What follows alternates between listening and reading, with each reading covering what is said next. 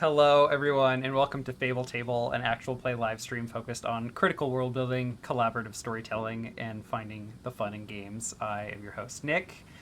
Joining me today are our Season 1 Fable Table friends. Hey, everyone, how are you doing? So good. Doing good. How are you doing? I'm great. Oh, you know. It sounded like an implication that that some of us would not be friends by season 2. That is the Look, implication. I have no True. expectations Unironically true. as the show, grows and continues. Like, if you all don't want to stick around for Season 2, you don't, you're Bye, just going to miss Shannon. out on the deals when Matt Mercer discovers us and we get brought into Oh, the yeah? limelight. Yes, these dumb fucks We are can be playing honest. some random ass game. Yeah. Better steal their shit. Speaking of, if anyone through the 6 degrees of separation knows Matt Mercer, you could help the show out either by subscribing on Patreon or Twitch, or letting Matt Mercer know about the show. We would love to talk I with him. will. He's kind of dreamy. I will be I straight want to up. argue with him. I'm like, I want to question some things. hello. Like what, John? He has things to who's answer Matt for. Mercer? Okay. True! Thank God someone Beautiful. said it. Uh, Have He you ever doesn't- played Titanfall 2? Is he the guy who owns the island next to Seattle, Mercer Island? No. No. Or that's does he? Epstein. I don't know. Mhm. Andy, have you ever watched any anime ever? Yes. You've probably heard his voice. Oh. But that's not what he is Yeah. known for. He runs Critical Role, Bro, which is I watch subtitled. I don't watch dubbed, okay? Thank God. Can we not plug the see. multi-millionaire Matt Mercer, Oh my please, God. and his company? Unless he Yeah, unless somehow he's wants like- to take me away from this life. Okay, I think everything All that right. we're saying is just going to drive him away from watching the show. Matt Mercer, I am thank you very for needy. watching the first 10 episodes. You can exit to your left. I'm pretty sure we all know that season 2 is just going to be John and I just shrieking at each other, just endlessly. Just We're gonna become hate. debate bros. We're gonna Hateful. get Hassan Piker on. That's what we're gonna do. That is a debate I would not like to watch. Any debate that someone's like, Shannon, what do you think? I'm going to be like, clearly you don't understand what I bring to the table, because it's not opinions about things that matter. So what happened last time, Shadow? Would God you like me to damn give it, the John. recap, John? Yeah. All right, I will try to skim through my notes and give it. If you are ready, Nick. Who's really in control here? Go ahead, Brian. You read it like Matt Mercer? Yeah, No. do that. Ah, damn it. No. All right. It just makes sound. Last time at the Fable table for the Song of the Ravenlands, we were split apart. We had Cacophony and Basil and Chives viewing and, what's the right word, observing the Temple of the Veilers as the Veilers came out and started praying. And then they started whispering shit to each other, and they snuck closer and realized that they were about to send a runner out to get help because they knew we were observing them and they knew that we were coming. So in their infinite wisdom, Cacophony and Basil are like, well, we can't let that fucking shit happen. So they shot him in the head, stunned him, chased him down, and completely revealed their entire position to the entire Veiler army. But it worked because they captured somebody. Army. Merrick, army, Holt. Did we capture him? Didn't we Gathering. kill him by accident? I think you killed him, but I think you captured him, but then killed him by accident as well. He was, yeah. So he died. Merrick and Long Wick show up, sword. and there is a small amount of debate as a darkness spell is cast in the front of it. But after that, we all rush in and pretty much bum rush the entire group of the Veilers. We sneak around the corner. They had a trap set for us. We fought our way through their trap. They had a ritual circle with some magical symbols that suddenly we did realize came up on the magical book we have back in town. Anyway, that's for another time, I'm sure. Fought our way through to the Archvalor. Wick assaulted him, repeatedly destroying his magical shields, and then Merrick landed a whole person on him, and Wick cut off his hand.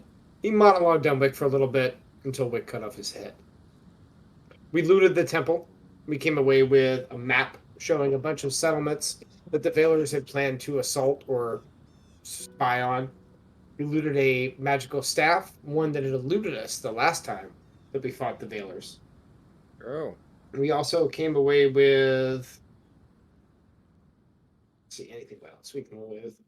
We saw some magical effects take place in the area. Went outside and saw that 3 red stars were shining in the sky above us. We postulated it might have been from the 3 lives that were taken by Shannon's ritual sword in the battle, but we are not sure what that's all about just yet.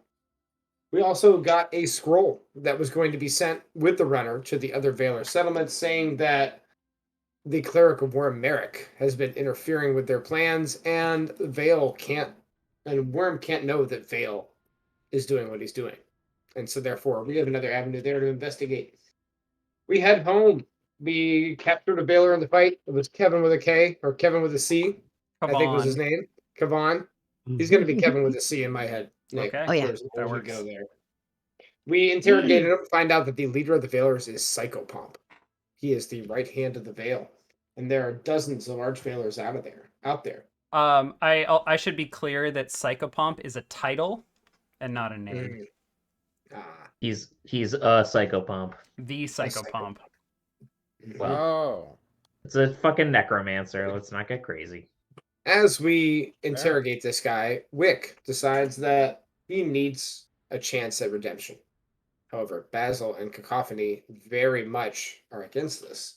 Yeah. And there is a very heated debate. We try to give Lynn the opportunity to decide his fate, which Dola, the wife of the Stone Singer, immediately shoots down. And then eventually Rick Wick talks us out of executing this man and plans to deal with them in other ways. We find of many possible threats that are now in front of us. There are demons massing to the southwest of the Hollows. There are also the Rust Brothers who have news, or we have news that the Rust Brothers are in somehow incoming, I believe, to the Hollows, or at least around the area. And we know that the Veilers are approaching, as well as a mysterious tower to the south. We find that the tower is known as the Nexus, or the area beyond it is known as the Nexus.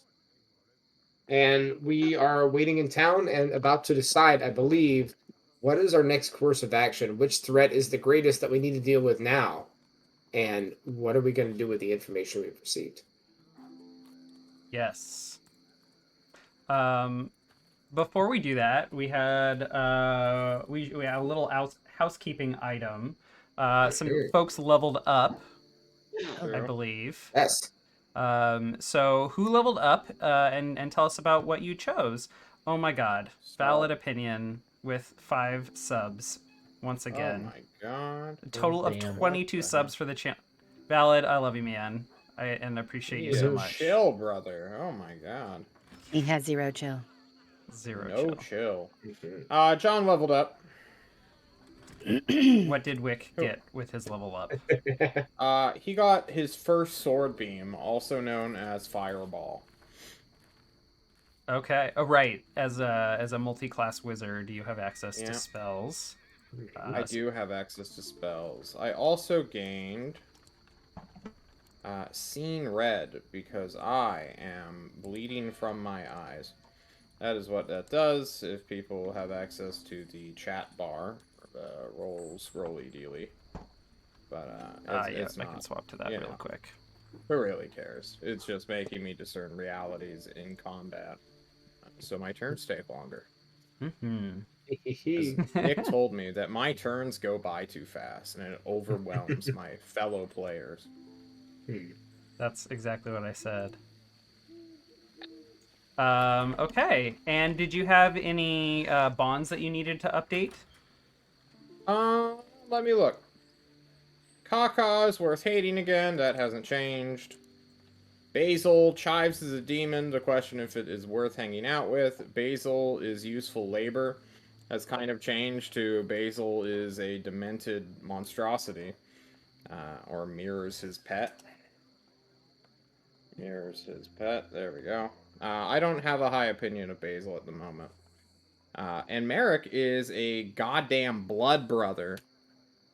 Who will, he was a responsibility, then he was a little bit distrusting of him, and now he's like, alright, Merrick, He's my boy. I'll defend him because he's so weak. No, I'm kidding. I'm kidding. Yeah. Okay. Who else leveled up? I think I did. No, go ahead. for it. You go ahead, because I'm still working on my level up right now because I have not logged in since last week. Well, in that case, I will try to stall as much as possible and give you a chance. Merrick. Sorry. Merrick has also leveled. I have put a point in Constitution, bringing my total up to 16, my hit points up to 24, and my modifier up to 2. Nice. I think it's fitting as I've been using my Constitution to stand and defend other people quite often whenever we get into combat. Yeah. I also have taken. Go ahead. Oh yeah, I was just gonna say, yeah, I forgot defend was con. hmm That's great. I've also taken the move Devoted Healer. When I heal someone of damage, I get to add my level to the amount of damage healed. And so Nice. therefore, I now am essentially doubling the amount of healing I do with a D8 heal. Wow. Now, does this apply when I use bandages or just when I use spells? When you heal someone else of damage. Yeah, I think this applies to any form of healing. Potions, bandages. Yeah, all of it. Yeah. So I think this was a good choice. We've been taking a lot of damage and fighting a lot of stuff. So we need to work on that. What else? I had one bond that I created at the end of last episode. That's with Basil and Chives. I think I'm going to talk to Basil about why he's so interested in vengeance and find out what is causing this desire in his heart. Because I have a need to know things. Very nice. Basil level? Andy's muted. And first, I apologize. I'm level 4. I'm not leveling up yet. I'm at 8 XP. Okay. Okay. That's right. You've been a little behind, but that's okay. Well, I've been rolling very well, uncharacteristically. Can confirm. But I do have well. new. Yeah, but I do have new bonds with Merrick. I'm curious about Worm, and with Wick, I don't understand Wick's moral compass at all, and I need to understand it deeper because it doesn't make sense to me. Mm-hmm. So, It's fair. All right. Hey, so I leveled up as well. My do I tell you my new move or? Yeah, and what Okay, stat you chose? So the stat that I chose to increase is strength, because my dex is already through the roof. I chose underdog. Underdog is super cool. I'm gonna link it. Nice. It is like when I'm outnumbered, I have +1 armor. Yeah. Like Nice. I love it. It's really good. That is often for you, so that is All a the very damn good time. choice. Agreed. That is a very good choice, Shannon. I That heard is- all that the DM time and I smirked. But my bonds haven't really updated. I feel like they haven't changed. None of the bonds had resolved from last time, except for maybe Basil and Chives, because literally I just put animal homies because that's all I could think is it's like they don't overlap in any other ways really, except for like they just kind of follow their intuition and instincts, and they they're chaotic and they do what they do. Yeah. But Wick, my bond with him is that this was from the previous arc where I had given back a bunch of the stuff that I had stolen from the wedding, and the face you're making, John. I gave back a ton of. Someone say I stole something from a wedding. It was just sitting on a table. What was I supposed to do? Just like not take it? Ew. So I wrote, I gave back a ton of swag. I'm ready to steal from him again. So I am going to try and actively steal from Wick. And then Merrick and we didn't really resolve our bond from the last time either, which was like after we had figured out that Raven was just, he's down in the dumps and he's not really he's not really himself. That was something that Merrick and I think that we would connect over, because our gods are, we need to figure out what's going on with them, because he can't always reach Right. his god, and my god is like withering away to nothing. So there's something going on, and we need to figure it out. And that's it. Yeah. Okay. How much do I have to decrease my XP by? It's 7. 7 plus your current level. Okay. So that would be 11. So you Yeah. should be at 9 now. Well, so I leveled, so it would have been 10, because my previous level was 3. Oh, okay. Yes. Correct. Okay. Perfect. Geez, I really was close to like You almost another double level. Yeah, she's really. Wow. She'll one more XP and she'll level again. Well, I will eclipse you, John. just start working out. Do a strength check real quick. Try to overpower Wick. I bet. Oh my gosh. Okay. One thing that we forgot to mention about last time, the absolute worst character in history, Carnal, has come to call on the Hollows. Yeah. We did not forget. Okay. This was intentional. Ah. If I can say something real quick, I think we all want to do something in town. Yes. So what do we want to do first, team? I would like to set the mood first. There will be time to do stuff, but I would like to kind of set the mood for how things are feeling in the Hollows. So you all brought Kavan, or Kevin with a C, back to the Hollows. You dropped him off with Rick, who is considering what to do to make Kavan an example. He listened to the idea of, you don't have to kill him to do that. But I think I did not impress upon you his feeling of like, yeah, I'll think about it, but also it's we've got other problems right now. And Carnal brings with him news that the Rust Brothers and their Iron Guard, their military arm, have been spotted heading towards Gallarhall, or past Gallarhall, and Carnal was sent ahead with news that they probably will arrive, if they continue this path, to the Hollows in 2 days' time. And the orcs knew that Alelo, the Raven Sister, who the Rust Brothers hate and hunt relentlessly, is here.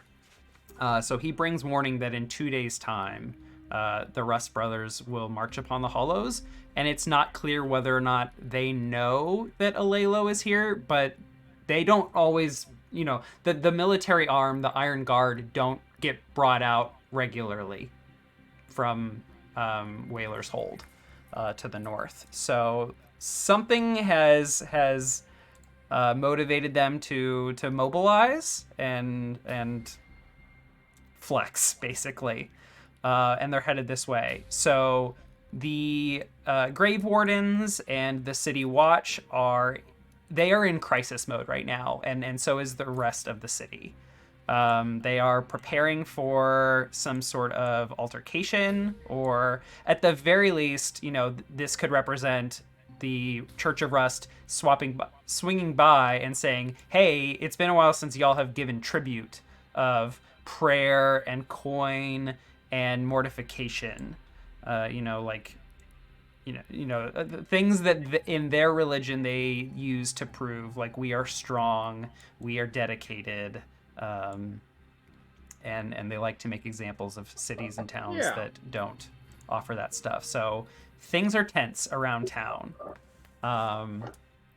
And so I will want scenes of eventually, at some point, of talking at least to Alelo to figure out what to do. But some other people who are going to be really concerned and want to talk to you will be like Lynn and some of the other children, and even some of their parents. So if any of you are interested in having scenes with those folks, we can include those. Yeah. Well, I need to talk to Luceren. Okay. So, hearing all this, assuming that our leadership isn't completely ineffectual and has prepped the tribute, which is a regular occurrence for a human-dominated town. Yes. Wick leaves, sprints to the hills. Dim Hills. I need to get a token for Lucera, and let me work on that really quick. I just need to go. Just barge into his house while he's being weird with the fucking rubies. As he is wont to do. Yeah. And, give him some more. Right. You pocketed some elven rubies from the last mausoleum that you all entered while in the the Sunken Mire. There was a mausoleum that the Veilers were using as a base, and you raided it. Skid into the door. Knock it over if I have to. Break it down. Yeah. We've characterized Luceren as always having the drop on you, even when you've had the drop on him. Except for the last time, since you brought back this, what he called Elder Ruby, a much larger, much older, much larger ruby of elves that reside within their chest, and is effectively their soul. Yeah. And last time you stopped by, he was very distracted by it, and you had the drop on him, so to speak. And cool. Once again, you find him laboring over a workbench. The smithy, or his forge, is lit, and he is melting down some gold, quite a large amount by the looks of it. And What's he's he making? looking over designs from his sketchbook. He says, "Oh, hello there. Please come in. Make yourself some tea if you like." I don't have time. Luceren, I have more. And then I deposit the... I don't know how many there were. There were a lot. Another Elder Ruby. Maybe? Let me see. I reveal what I have. You have a couple dozen... I was never told what or how many there were. I just put elf rubies on my sheet. Yeah, it's like a couple dozen just plain smaller rubies, nothing that excites him, and he looks frankly a little disappointed. And he says, "Where did you find these?" Sunken Mire! In the Sunken Mire, yeah. I see. Well, good work. Do continue to keep an eye out for others. Yeah, so the Iron Guard showing up, I'd be scarce for a little while if I were you. Here's Luceren. Don't be doing any weird heretical stuff in front of them. You know the drill. You've been here longer than I have. Yes, of course. I see. Yes. Nothing will be ready in time. A couple days, you said? 2, 1, probably, knowing the drunk. Okay. Well, then I will make sure to keep my forge quiet. No smoke. They won't know I'm up here. You need anything? No. You've done quite enough. Thank you for recovering the rubies.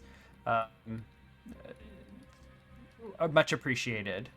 And he takes the pouch you brought them in and kind of sets them carefully and I want to peek at what he's looking at design wise. Yeah. As he is stepping over to carefully set down the rubies in some sort of bureau or something, you take a look in his book. And inside you find, or laying on the his journal that he just sketches things in. He has. I have lots of pages of notes now. Just need to find the right one. This one. There is, I think, before you saw a pattern, a design of a crown. Yeah. Does that ring a bell?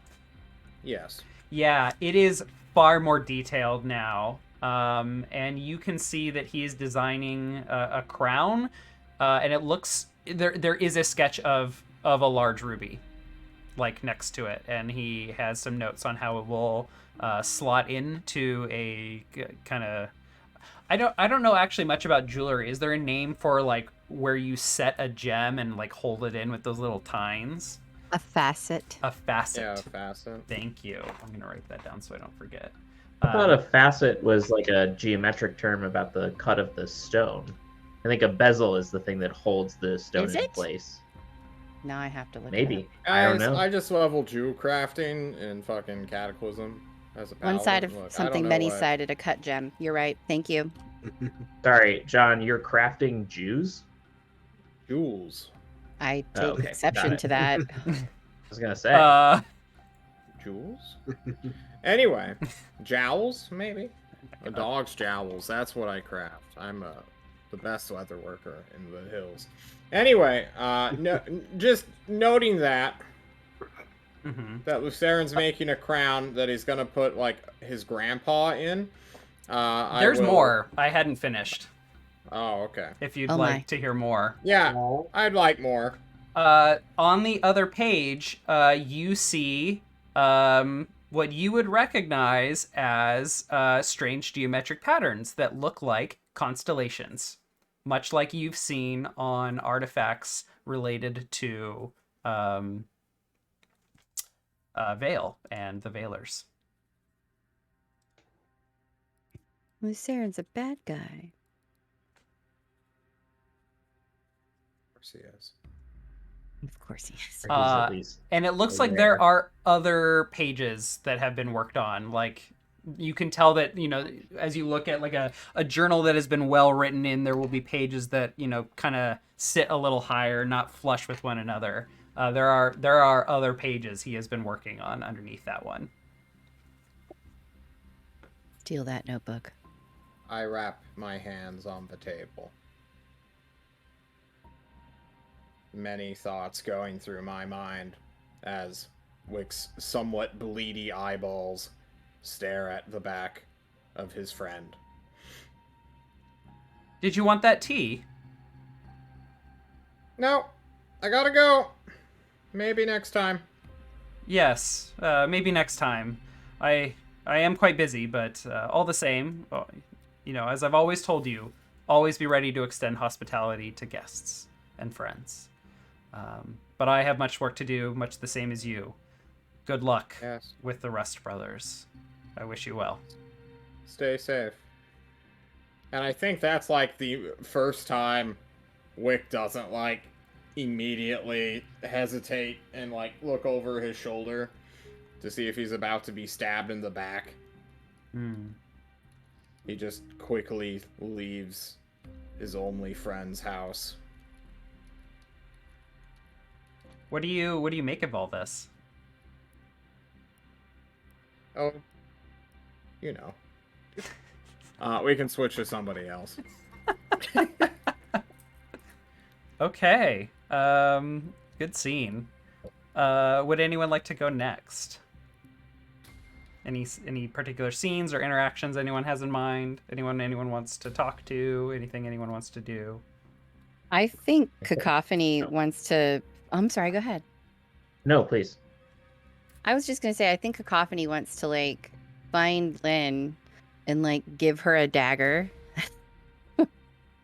Everyone is just freaking dead set against her learning how to, like, defend herself. And she's like, whether you want her to or not is immaterial. These kids were, put in a dangerous position, and they need to learn how to defend themselves. So I think that Cacophony is going to, like, try to nonchalantly, like, just find her out and about one day and be like, hey, this is for you. Don't tell anyone you have it. Goodbye. And then, like, just try to, like, skedaddle on by. But, like, I don't know. I think she wants to impress upon Lynn that, like, if Lynn is interested in learning how to defend herself, that Cacophony is an ally and Basil would be as well. You find Lynn very distracted.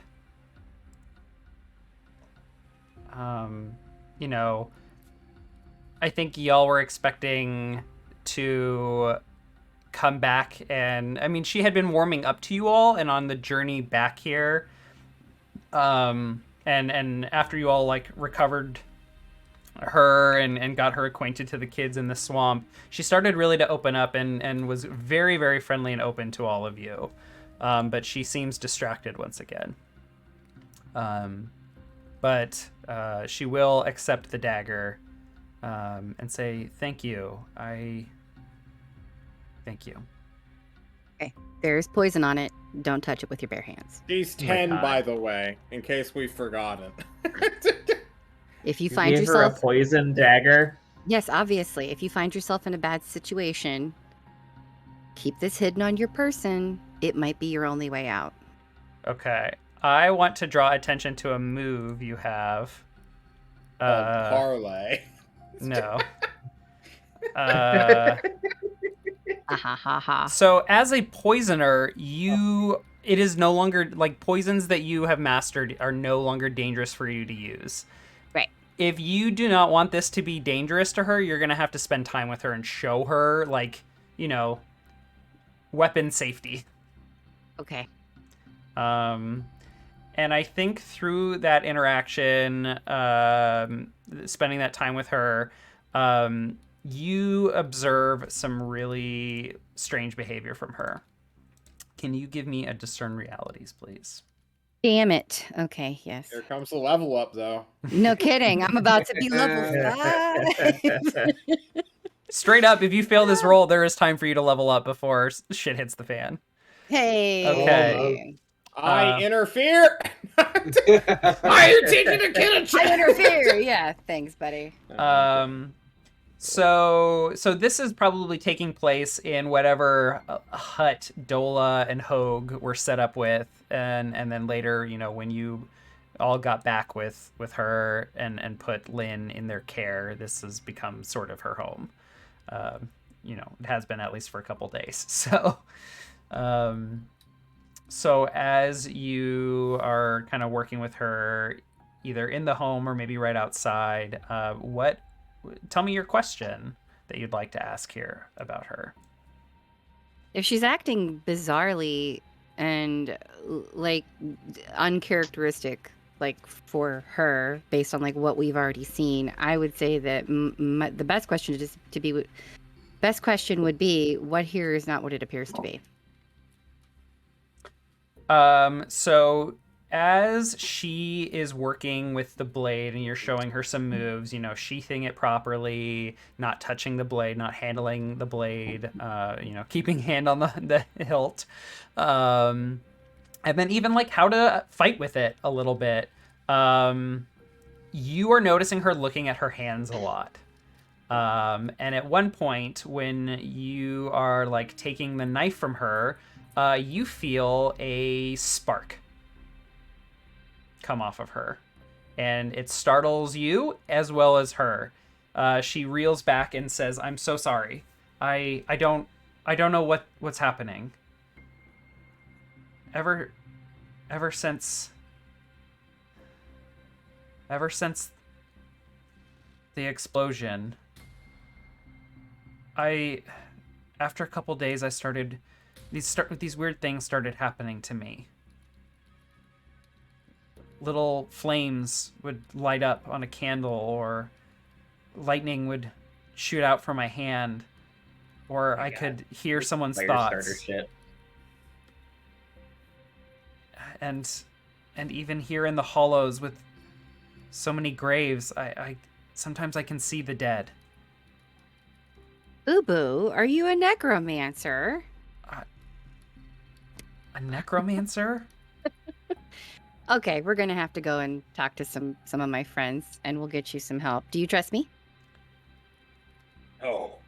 There comes the parlay check, Nick. Come on. I think she trusts you. She should. I don't think there's a role here. I think she trusts you. Good. Okay, so I'm I'm gonna Trying to say help you, She Shannon. goes, actually, okay. There may be a role here. Oh, damn. She trusts you, but the question is, does she trust other people? She says, Okay. like, who do you want to talk to? And do you think I'm going to get in trouble? No, Do you you're think- not going to get in trouble. Do you think I'll have to leave? I don't think you'll have to leave. I think what we should do is we should talk to somebody who we know who is wise. So not Wick, but maybe Merrick. Merrick would be a good choice, I think, to come to with this because he's very knowledgeable. He has a book that's full of things just like this. So I think the best thing that we could do right now, you're not going to get in trouble. The best thing you could do is learn how to control whatever it is that's happening to you. Because if you don't, there's a very real possibility that you could hurt yourself or hurt someone else that you care about. Okay. Yeah, I trust Merrick. But can we not tell anyone else? This will just be between Merrick, myself, and you for now. Okay. And we'll reach out if it comes to that, if we need help. All right. But just between us. Sounds good. Good talk. I like Lynn. I think that it's because she's traumatized. Good talk, Lynn says in her husky masculine voice. Good talk. I like her. I like Lynn. I was for adopting Lynn and bringing her along and having her be awesome. And you guys were like, give her to Dola. She has whatever. One hit point. Well, I was on your side of that. See, this is why animal homies right here. You and I. You're only saying that because Chives is immortal. He does not have a hit bar. This girl does. Okay. She'll ride Chives. Well, Chives will take every hit for her. Yeah, there you go. Unless he can like grow his flesh out into like weird wings to protect her. We don't know. We don't know what Chives is. He's a fucking demon. He is a literal demon. Oh. He might be a demon. We don't know. He's a necromorph. He's a closeted homunculus, actually. Why don't you respect the homunculus journey, please? Absolutely. Andy, why don't you decide what your action is? Because you were trying to. I was going to go bother Lynn as well, but I'll leave it alone for now. Sorry. No, we can do that. What were you hoping to achieve, or what kind of scene were you hoping to have with her? Well, no, I was just just following demon shadow homunculus Chives, who Chives wanted to go see her, not Basil. Mm-hmm. Because I believe Chives bonded with her as well, and he wanted to just go say hi, and I actually think I might do that, and then offer to exchange her poison dagger for just a regular short sword, so that she's not at risk of poisoning herself, and see if she'll just do a trade real quick. I think the fact that Cacophony spent that time teaching her is going to make it not dangerous for her. Oh, she's safe enough? Okay. Yeah, if Cacophony was like, no, you can figure it out, like, that would definitely be a risk, but I think Cacophony can have covered that base. But I think as y'all are exiting, as Cacophony and Lynn are exiting the hut, I think she sees you and Chives, and I think we do get to see that moment of like the excitement, and she runs towards Chives and like hugs his little furry neck, kneeling down in like a drizzling that's starting to pick up as night settles in. He's a full-grown ibex. I'm sure he is taller than her. Are ibexes really tall? He's a full-grown ibex. Certainly is taller than a 10-year-old child. Okay. Well, I mean, she wants to get around his neck. Okay. They can be... Coming at him, yeah. It's a demon, Nick! Who cares how tall a normal ibex is? Oh my god. We don't know. Let her hug the fucking demon! Who cares? I just like learning animal facts, okay? And I'm saying this as someone who has an animal facts channel in their Discord. True. John, were you not here at the beginning when we were talking about possums? No. You are the worst. Anyways, Chives leans over and rattles his skull appreciatively, and the two of them have a nice Disney moment of animal friend and human friend. Excellent. We're going to see Merrick. Let's go see Merrick. Yes. Yeah. Oh, Nick, Merrick has so many things he wants to do. That's fine. Let's do them all. Same. I'm gonna pick like 2 or 3, so I don't occupy the next like 45 Jesus, minutes. fuck. Right, the Well, first- we might be able to expedite some of them. So like we can definitely do some scenes, but also hit me with your list, and we can find some room for those as well.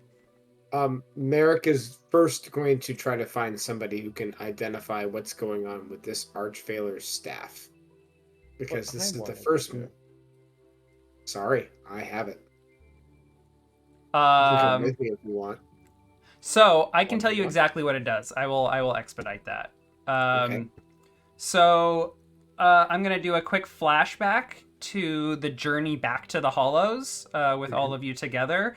I am certain at some point Wick would have used like a light cantrip or something, right? Yeah. Yeah. Okay. You immediately feel a pull from the staff. Oh. And like a Was it slight staff? activation. So there is now a move in the special moves character sheet called Archvalor Staff. When you observe a spell being cast or the effect of a spell, like a lingering spell, you may attempt to steal the spell with the staff. Roll plus int. You may only store up to 3 spells at a time. And depending on the outcome of your roll, you get to choose from these details in the bottom. On a 10 plus, you choose 2 of these tags. On a 7 to 9, you choose 1 tag. And on a 6 minus, as we see here, you are unsuccessful. Choose none. The GM will describe what happens. I can put 3 fireballs in this bad boy. Guys, it's time to end Nick's career.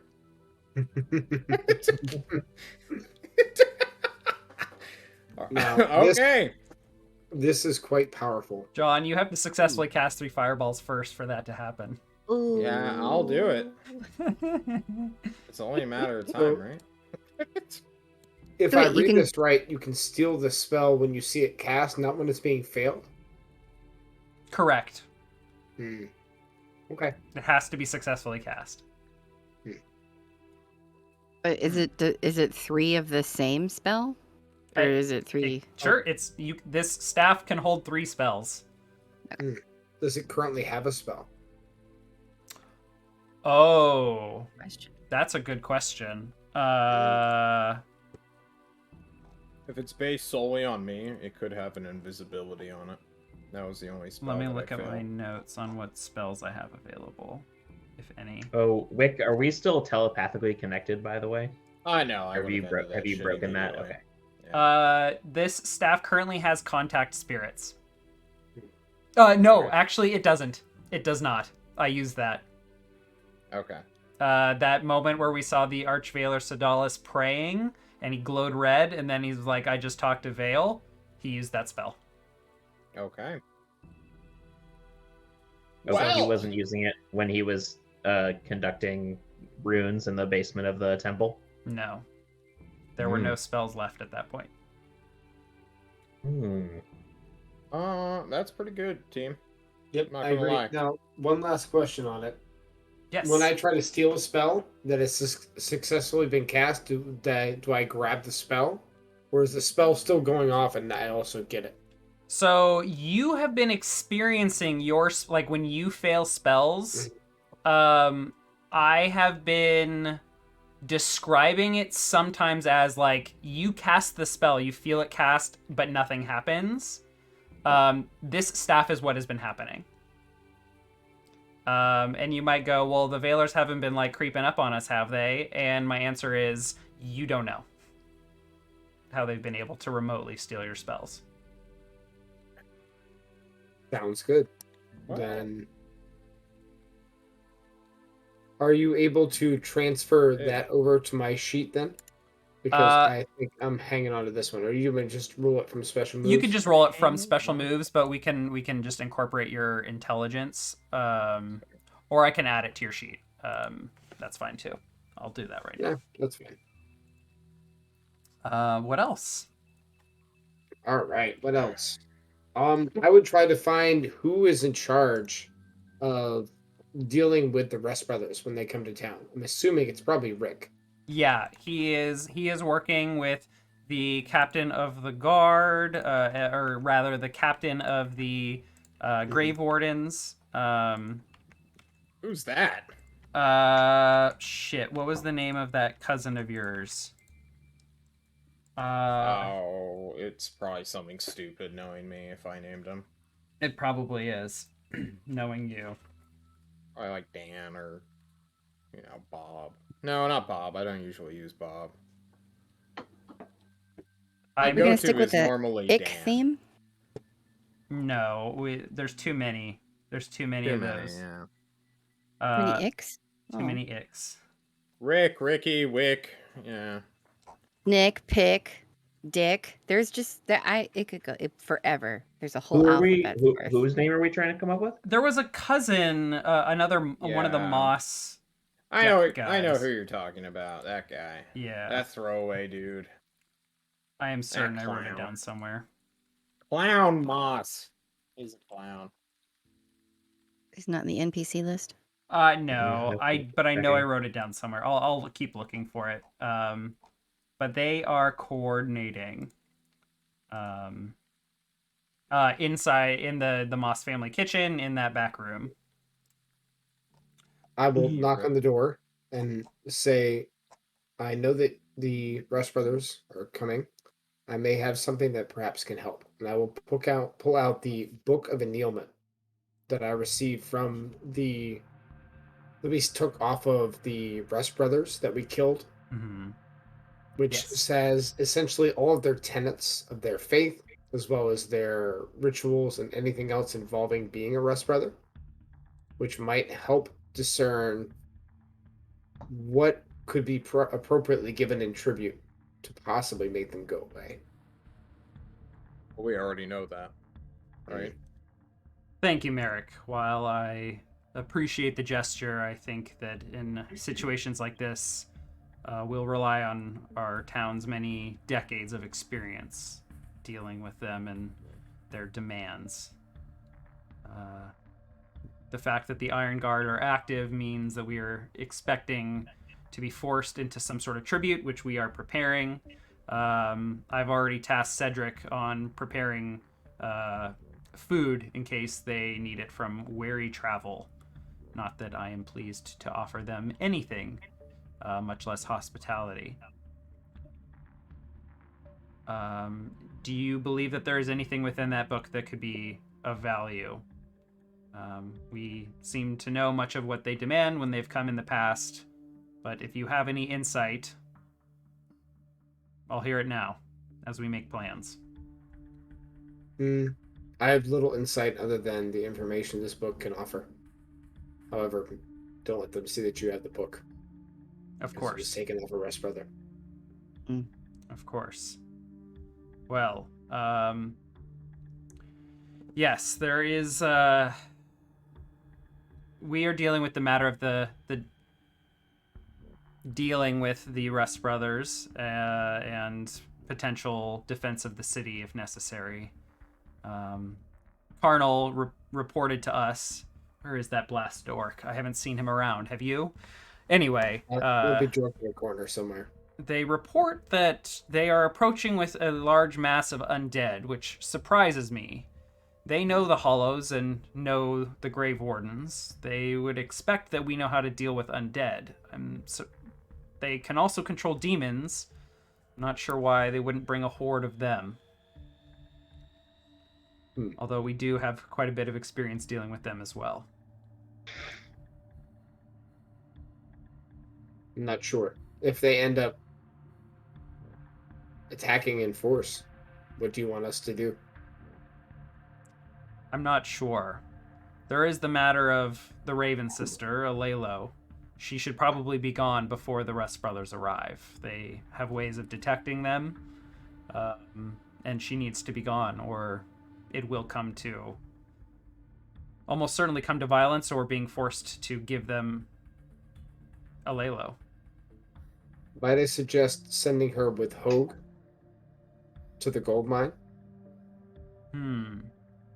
Yes. I don't think it is a good idea that the Rust brothers know we have a stone singer in town as well. Perhaps keeping them both apart might keep them safe. And it's right at that moment that, like, pushing open a slightly ajar door, is Dola. And she says, "I'm sorry, Merrick, and the other Grave Warden, who Lost cousin. we're just gonna call Eric." Nice. Suggested by Coffee Traveler. Good name, Coffee. Good name. Yep. Wonder how you came up with it. I apologize for listening in and interrupting, but as a wife and foster parent, I must insist that not only should Lola go to the mines or wherever you decide to send Alola, but also we have many here in town, non-humans, who the Rust brothers hate, and I'm sure would love to harm and be seen made an offering or example out of. I would like to go with Hogue and bring some of the children and any other folks who would like to leave.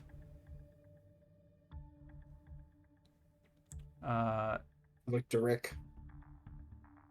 He looks a little annoyed at this interruption and being put on the spot, but he stays composed and he says, "I understand, Dola, and while we could really use your help here at the kitchen, especially if Merrick is leaving as well, I fear Cedric will be a little beyond the task, but perhaps we can find some other assistance somewhere else. If you feel that that is best, I leave it to you. I have other matters to tend to." And she thanks him and walks back through the door and closes it completely. Right, at that point, I think I would leave him and I would wander out into town and maybe run into Cacophony and Lynn. Mm-hmm. We wanted to have a word. Hi, Merrick. Well, hello, Lynn. What brings you around today? We should Oh. go somewhere private to have this conversation. Oh God. Yeah, I think that'd be good. Okay, we will. We're gonna go out behind the Moss family kitchen to wherever Cedric's little bunkhouse is, because I'm sure Great. he lives pretty close on site. I'm gonna knock on the door, see if Cedric answers.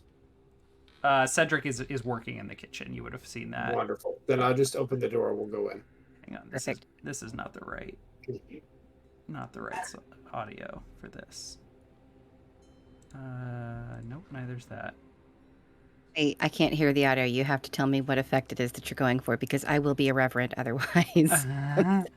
I'm going for just nighttime stuff. I'll just do Waterkeep Got it. Night, even though there's He's not going a lot of water. for a theme to plagiarize Stephen King too. Awesome. Perfect. Wait, what does that mean?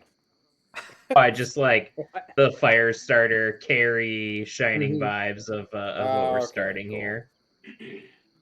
I thought it was like a cocaine reference or something. My bad. Oh my. Okay. Ooh, Artist Garrett. Maybe that'll be better than this. This is too peaceful for me. Okay. We're working on improving our audio quality, Matt Mercer. Don't worry about it. We'll get there. Come back in a We're year. just doing this to piss you Sorry, off Matt. at this point. We're so Ah. disappointed. So I'm gonna look at Merrick and I'm gonna say Lynn has been experiencing some magical tinglies. Lynn, can you? She is just red. And looking awkwardly to the right. What the fuck is wrong with you, Shannon? Exactly what you think. I'm terrible Come with on. children. So I'm going to look at Merrick and I'm going to say, I think she might be a necromancer. I think she has magic in her. What made you immediately go to necromancer? Lynn, Sorry, Lynn. is it okay if I disappointed. divulge the things that you told me, or would you prefer to tell Merrick? I can tell him, but if you think anything's important, you can speak. Merrick, and she looks Hey. like right into your eyes. I'll I say, please sit down, and I'll start making some tea for her. Please tell me nice. what you can. I'm gonna start looking around for things to steal Mm. from Cedric. Okay, make your guys selves at home at this other person's home. Yeah, absolutely. Right? Put some knickknacks into my pocket. Dude, Don't mind me. he's- Keep going, Lynn. Oh, Artist Garrett doesn't want to play. Let's just fucking do something I else. was listening to it. Oh, it wasn't I can't playing hear for anything. me. I can't hear anything. Oh, Yeah, I coffee. just This is audio. Puberty. He gets it. Yeah, exactly. You were saying, Lynn. Yeah, a little bit after you all saved me, I started to be able to do things. Sometimes I would look at a candle and she like looks around the hut and there's like a really burnt low candle and she like looks at it really intensely for a minute and it lights. And sometimes other things like sometimes I can hear what people are thinking or sometimes like I can move the wind a little bit like or like it was raining earlier and I don't know if you saw but I was stopping the rain from hitting me. Interesting. He also When hears did- the dead. What? Yeah, that too. When did this start happening? Uh a couple days after we found all the kids in the swamp. I didn't really understand it until we were heading back to the hollows. I didn't think at first I thought it was just like weird stuff happening because I don't know. I thought maybe it had to do with you all, but it's been happening to me. And then I noticed that sometimes I could control it. So we thought you would be the best one to come to about something like this, since you seem to be the most level-headed and knowledgeable, and probably better with children than I am. Merrick will smile quickly and then try to take the smile off his face so it doesn't insult Cacophony. He'll say, Lynn, perhaps this has something to do with the magical energies you were around during the incident when we found you. Mm-hmm. If you will permit me, I would like to try to cast a spell to see if I can see any of that magic around you. She looks at you, Cacophony, as you're Mm. like looking around, like opening a drawer. Oh, yeah. I'm Got, just like points in one putting hand. things in my pocket. Like it's shiny. It's going in the pocket because I'm like, will it hurt? Will she feel anything? Nope. Okay. All I'm going to Did do Chives is try go to with for detect support, by magic the way? around.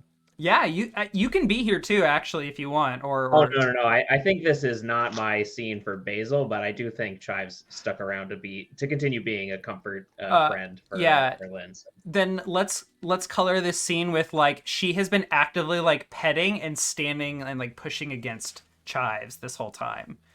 That's his deal. Yeah. And so she looks back at you, Merrick, and nods. Okay. And I will say, this may seem a little odd. The way my god grants me spells, can be a little disturbing, but I trust you. No harm will come to you. Okay. And then Merrick will attempt to cast a spell. I would like to roll it first before I describe it in case it doesn't work. Of course. That's okay. I will try to cast Detect Magic. Okay. That's Yeah, no a problem. 14. You could steal it. You could steal your own spell. Yeah. And then you will see Merrick will stare at Lynn for a second, then his eyes will blink. And when they unblink, instead of having horizontal corneas, his eyes will become vertical slits that just scan the surroundings and around the area in a shade of green where anything magical looks blue. And I will look at Lynn and anything maybe she has on her and see if I can see any magic in the room. Yeah. So let's talk about this spell and what it means to look at someone who is magical in nature. What do you think? Like, if you looked at yourself or looked at, like, I would think that if I looked at myself, I wouldn't say anything. okay, But if I looked at maybe the staff, the Archvalor staff, I would see magical energy coming off of it. Maybe looking at Wick, I would see magic coming off of him because the sword essentially comes out of yeah, him. yeah. Like, So, or if I Wick, had blessed him, that I would see the magical effect maybe surrounding him, maybe like a small aura. yeah. So Wick is an exception that I am not going to Mhm. use as an example Rude. here. Sure. What the fuck? Your character has No, gone that's through fine. some unique shit, so Hmm. you're a bit of an outlier. What I'm looking for is, what do you think? Like, if you were to look at someone else who could just use magic, like I would be Gorthank. looking. Like, if could Gorthank cast magic? I don't think so. I think Okay. he was just a historian. Okay. Okay. I would think that if she has some, like what I'm using for this for is I'm trying to see if maybe she's got like small wisps of magic just coming off of her, or if she has like a glow to her, or if possibly there's something that she carries with her, maybe that she picked up along the way that is Mhm. causing this effect. And if it is, then I'm going to be able to see that. If I see nothing, then I know that it's maybe something that's innate that only comes out at times when she's stressed or worried or harried. Yeah. I'd look at So the candle that she just lit on her own and see if something magical is coming from that. Like I'm trying to yeah. determine what's the source of the magic. Yeah, so it is kind of like you described. I think that it appears like there is a little bit of magic just emanating all around her, like it's leaking. I don't think normally if you look at someone who is magic, like can use magic or is magical in like in innate nature, like elves, like you don't look at an elf and go, they're magical.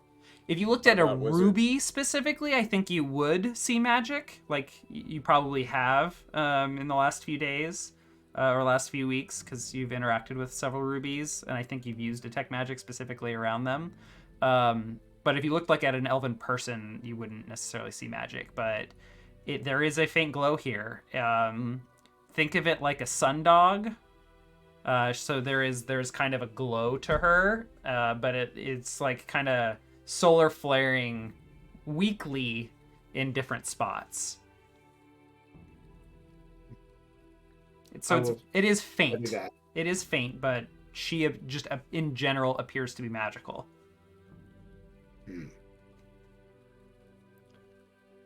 I will study it for a moment and then end the spell.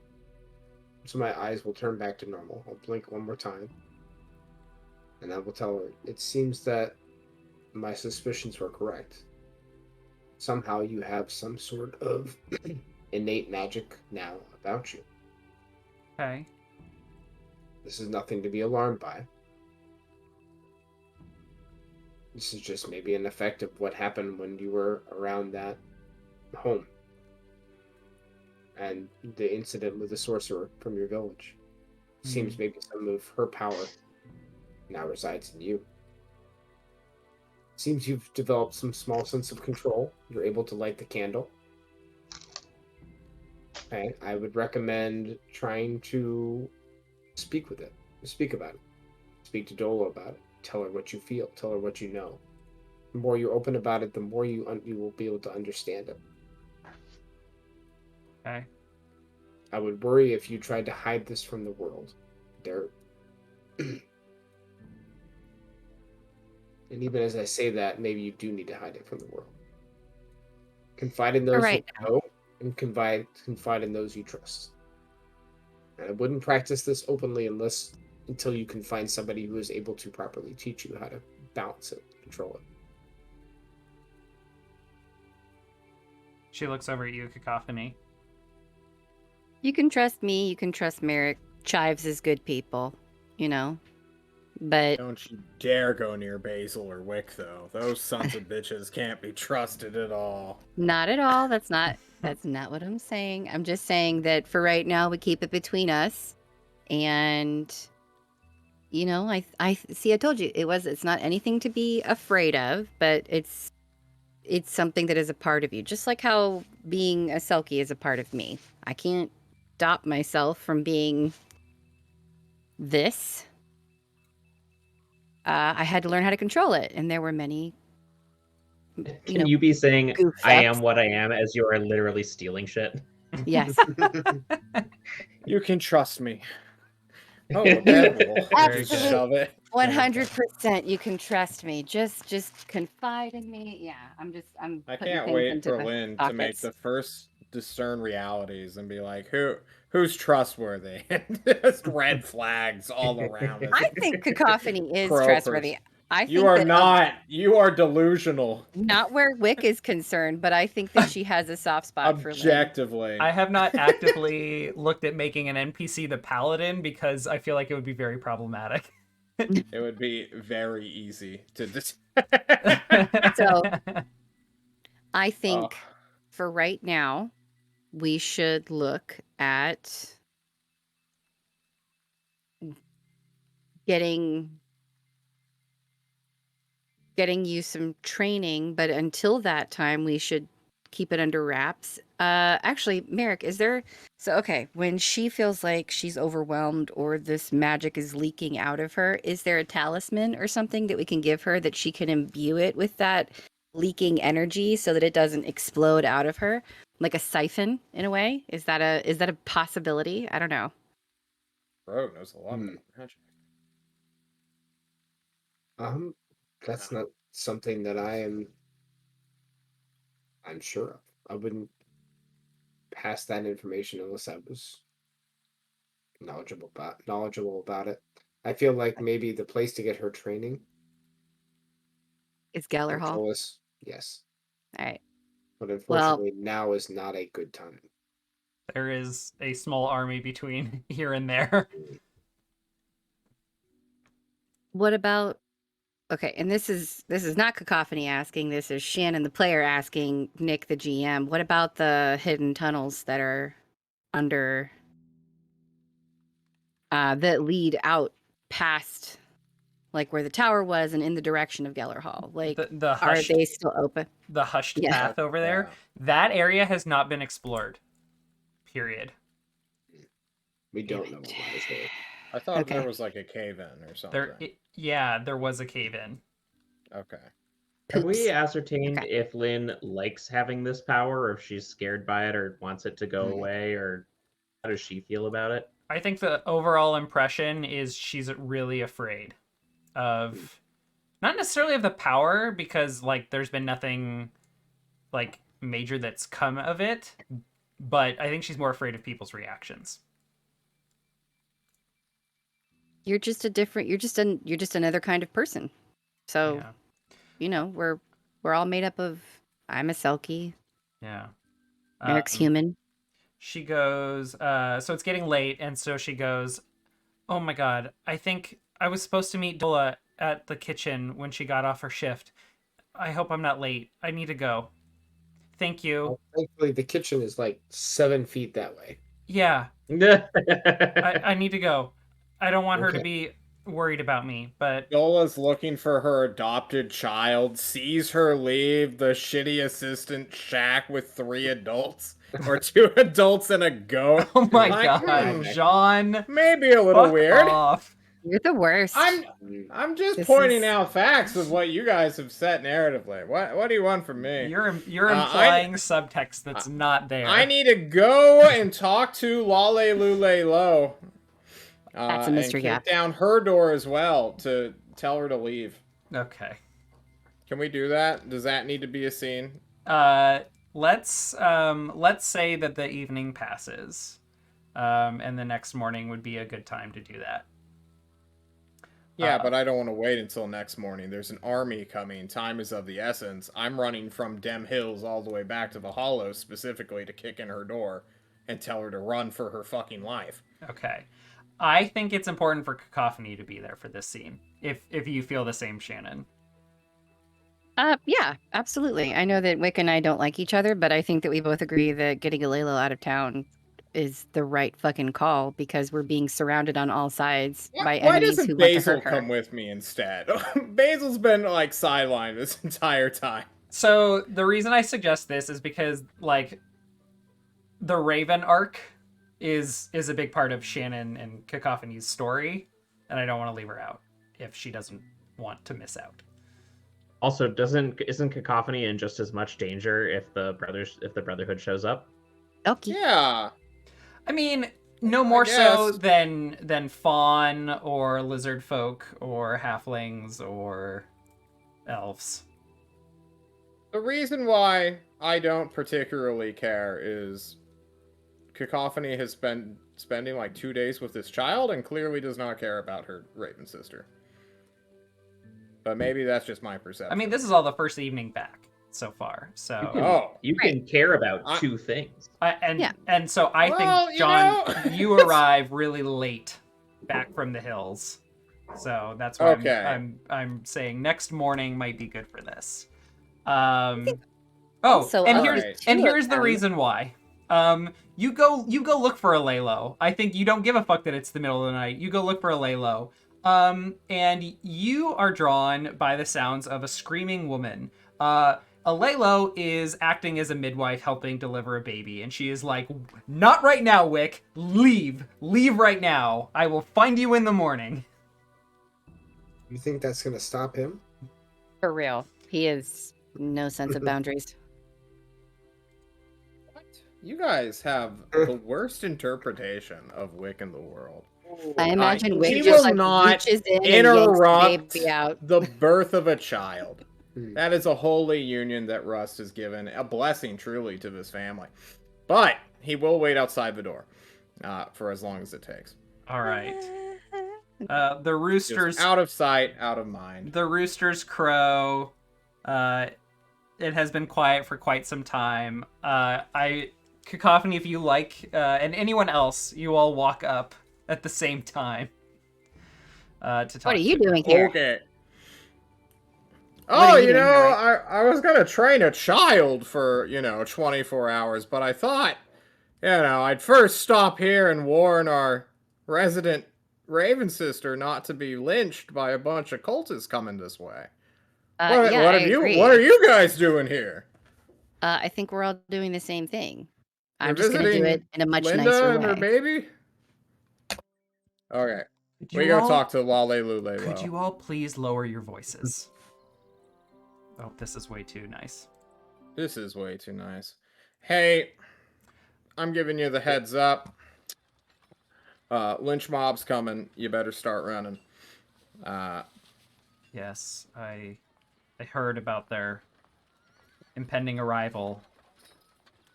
This family needed my assistance first. I was okay, cool. Planning on packing up and leaving done. today. Wick walks away. That's all he wanted to do. Congratulations. So did Cacophony learn that what is the stone singer's name? Hogue. Did she know that Hogue is going to be going through the gold mine? Yes, that okay. like Dola committed to that on behalf of them. Okay. So I'm gonna be like, hey, I think you and the stone singer and his wife and some of the children should hitch a ride through the gold mine and be out of sight.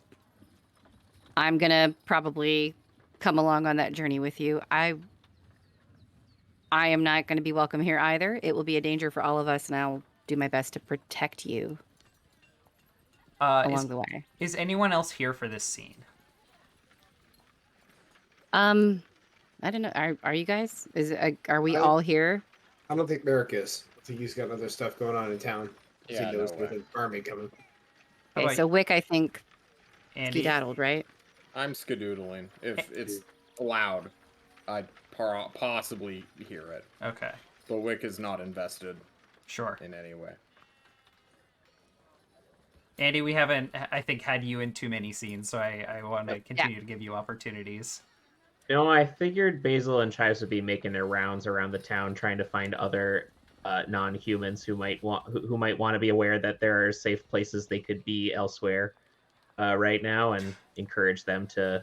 Yeah. Are you like helping like spread the word of Hoag's adventure to the gold mine to help make people safe? Okay. Yes, Yeah. That's really and cool. help people pack up their stuff that they need for however long the Brotherhood's going to be there, and you know, Okay. encourage people, like, much in the way that places racked by hurricanes have to kind of encourage people to take it seriously and get a move on ahead of time if they can. Yeah. Uh, there's some convincing that needs to be done Yeah. for some of these very ornery people who are like, it's not going to be that bad. I'll just stay in the house. I'll be fine. Mhm. Yeah. And, I did describe that there is kind of like a sense of panic, and with that can come a lot of confusion and analysis paralysis. And I think that, like, this will narratively help. Like, I think that there will be some effect here. More people There's will end up definitely safe. some instances where Chives does his comfort animal thing, but like aggressively, like pushing people a little bit to just be like, come on, move. Yeah. Like, let's Yeah. go. As an academic advisor, one of our mottos is like challenge and offer challenge and support. And with different students, we some need more support than others who need more challenge. And I think there's something to be said there for our therapy ibex. Yes. Cool. Okay. Well, thank you. Before we continue our adventuring, by the way, am I able to like restock on ammo and Yeah. Just rations? Okay, feel free to consult the standard costs for those and just handle that off screen. That's fine. gotcha. Cool. I think. Oh, did you have anything else, Andy? Did we get any gold for bringing the kids back? No. Okay, cool. No. Do you need money? I have buttloads. No, of I gold. got plenty of gold. I was just Okay. curious. I didn't know if I should count Yeah. more because we maybe there was some bounties on missing kids. You never know. There's some people give rewards for that kind of shit. The murder was the reward in on itself. My murder. goodness. Getting to slay our enemies is And you Can say you I have enough. and you say Tell I this have Raven bloodlust. lady to Right? get on the move so All we right. can leave the Okay. town, please. So, getting back to the conversation with Alelo, I think she looks at you, Cacophony, with a little bit of confusion. With furrowed brow. I don't know if Selkies have brows, but furrows that and their feathers a little bit and says, I thought you would take this as an opportunity to come with me and find Raven. That's on the table, yeah. But for right now, the most important thing is that we get out of sight so that we aren't murdered by the army who Yes. hates us. Yes, and this But is the yes, perfect I want to time know to what's going on with depart Raven. and make a break for it before they have an opportunity to find me, or worse, track me to the rest I of my don't think sisters. okay, so look, we had to rescue Hoag once before, and there's going to be a bunch of kids. I don't think I can just leave them to their own devices because I don't think that they're going to be able to help themselves. So you're coming with us. Give me a parlay. The leverage you have is you are guilt tripping her Yes. by using her duty Yes. to help others as a Raven sister comes the against level her. up. I I'm feeling it. should have upped my charisma. So Here it comes. yeah. Oh, here comes level 5, y'all. Okay, so 6. parlay. That is parlay. Yeah, there it Aw. is. That's a 6. There it is. Now just imagine if someone else were here to help aid you. Ugh. I would Wouldn't that have actively been interfere. so nice? So go ahead and No, mark I it. want her to take this one. Go ahead and interfere, or go ahead and mark Mark XP. experience. And she just continues to look with her ruffled brow. I'm sorry, but I think I've done enough here. I know there's always work to be done at any settlement, but we Raven sisters have to keep moving. It's how we've managed to stay alive this long. You can still come with me. I'll be leaving at the end of the day. We're not staying in the gold mine. We have a stone singer with us. There will be alternate points of egress. We are going. I didn't realize you were an OSHA inspector. How dare you? You don't know what I am. You're right. I took you for... I thought I understood your intentions and your goals with your brother's soul stone. And your desire to see Raven. Yeah, but I can't let these little kids, like, die because of my own desires. My desire to see Raven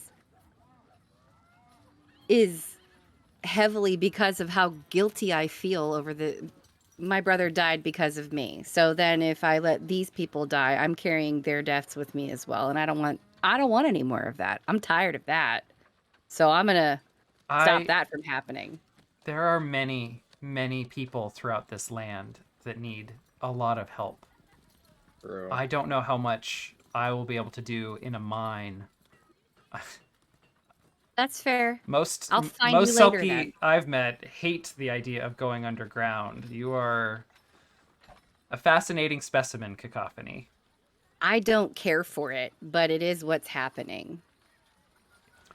Well, so then, and I don't care about other people in the land. I care about these people. Like, I don't give a shit about anybody else, but I like this little girl because she's a little bit damaged, and I feel warm about that for some reason.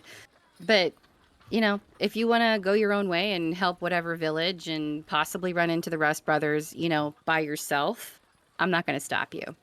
But I will try to find you later if I can. I respect that. I respect your desire to help these people, but I think you just need to understand about me that my people are all the people of the Ravenlands. God, you're so self-righteous.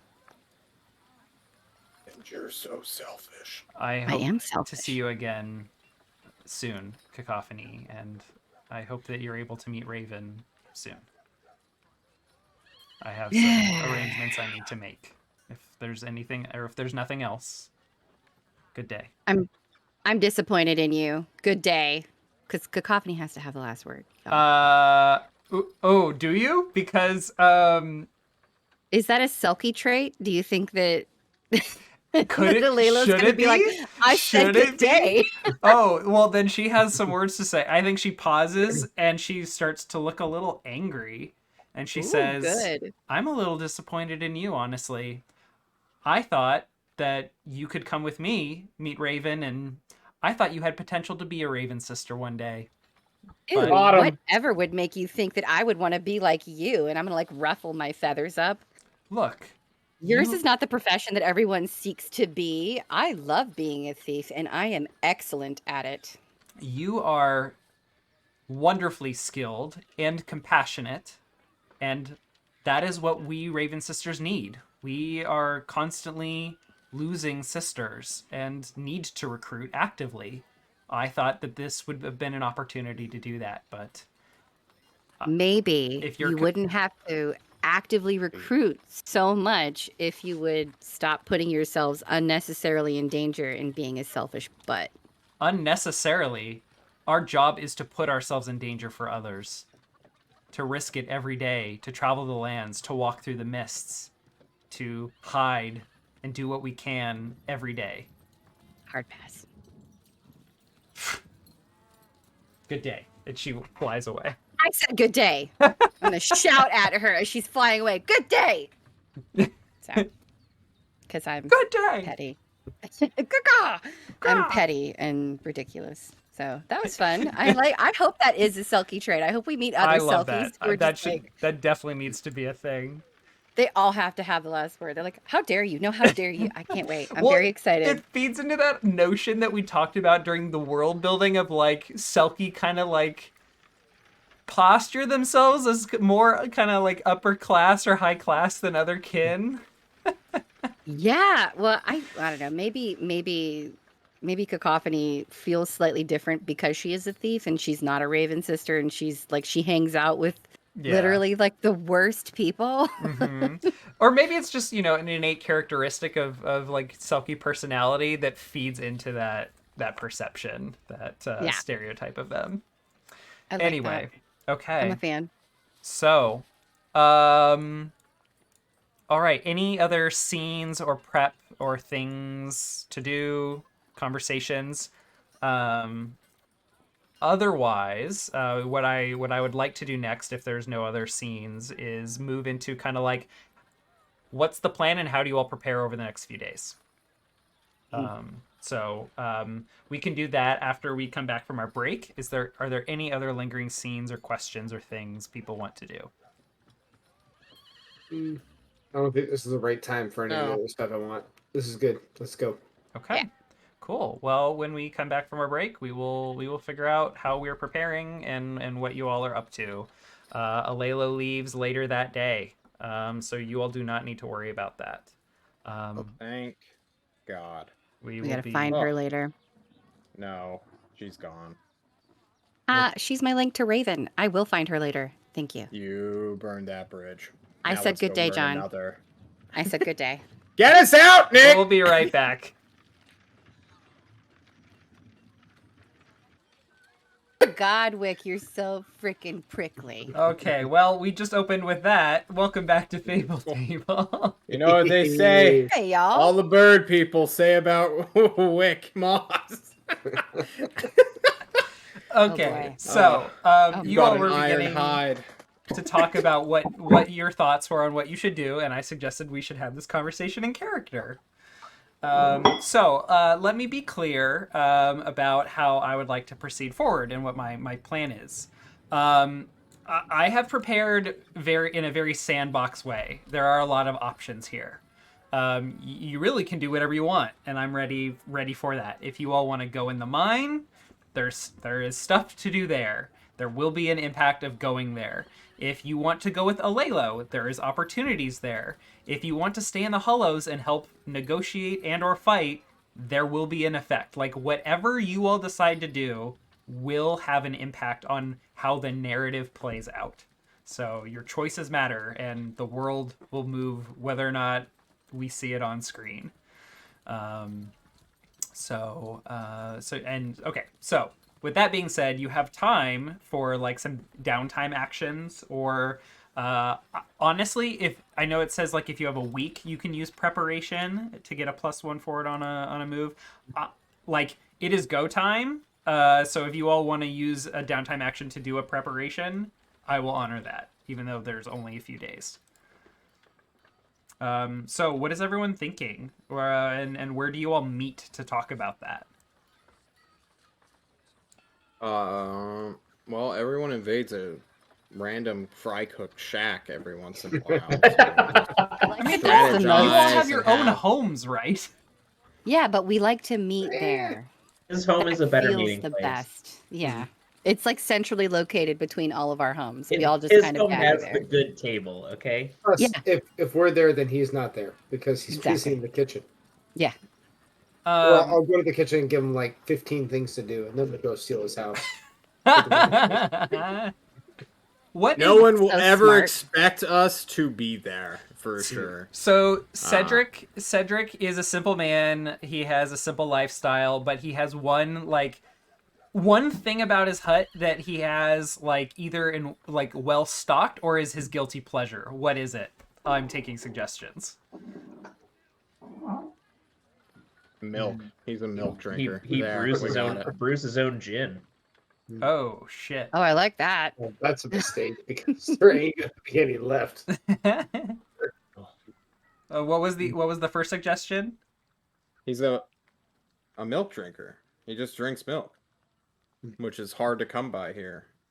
Is his signature drink in the Moss family like the Cedric is gin with cream? Uh, Sure. Okay. There we go. Cedric's dirty. Cedric's dirty. All right. Dirty All right. with the drink. We apparently break into his house. Yeah. It's Okay. just unlocked. It's just unlocked. I'd like Yeah. to think that he knows that we meet there and he stopped locking the door after a while because we just kept breaking it to get in. Well, you probably This is the picked first it. time we've ever brought up Cedric's house. Let's be real. This is not our usual meeting spot. Maybe it It is. was a and joke this is I the was first making. Time I like it. I'm rolling with it. It was a good call, John. We go somewhere that is neutral ground for all parties, so that no one feels uneven here on their footing. So we're probably outside the town in a field, drawing in the dirt. That's what we're really doing, guys. You like that? So we don't have to actually narrate breaking into somebody's home and just taking it over like vagabonds and murderers. That sounds wonderful to me. I don't Wow. see the problem, but okay. I insist on going to get a Jin Alexander from from Cedric before coming to the field, though. Is that what it's You called? just have like a tumbler of gin. That's like the like creamy like dairy gin cocktail. Okay. So you know. Yes, and John, don't I cock can't. I Who am I can't get cock my blocking? taste buds around that. It's gin, creme de cacao, half and half. Oh, nice. Ugh. Okay. All right. Wick is I don't know, like, are you using a stick or are you using your weird body sword? I would not use that thing casually. Okay. Okay. Fair enough. Instead, I Wick, the spirit talker and fire slinger, now draw in the dirt, squatting down a rough map of the hollows, which looks exactly one for one as this map John made in incarnate.com/John. No, okay. He's- So, excuse me. Team, let's focus up for once in our lives. We got, and John's gonna actually draw on the map here. What's the stick color gonna be? What's bright and clear? Green. So we got Galler Hall this direction. This is where the Iron Brotherhood is doing their thing.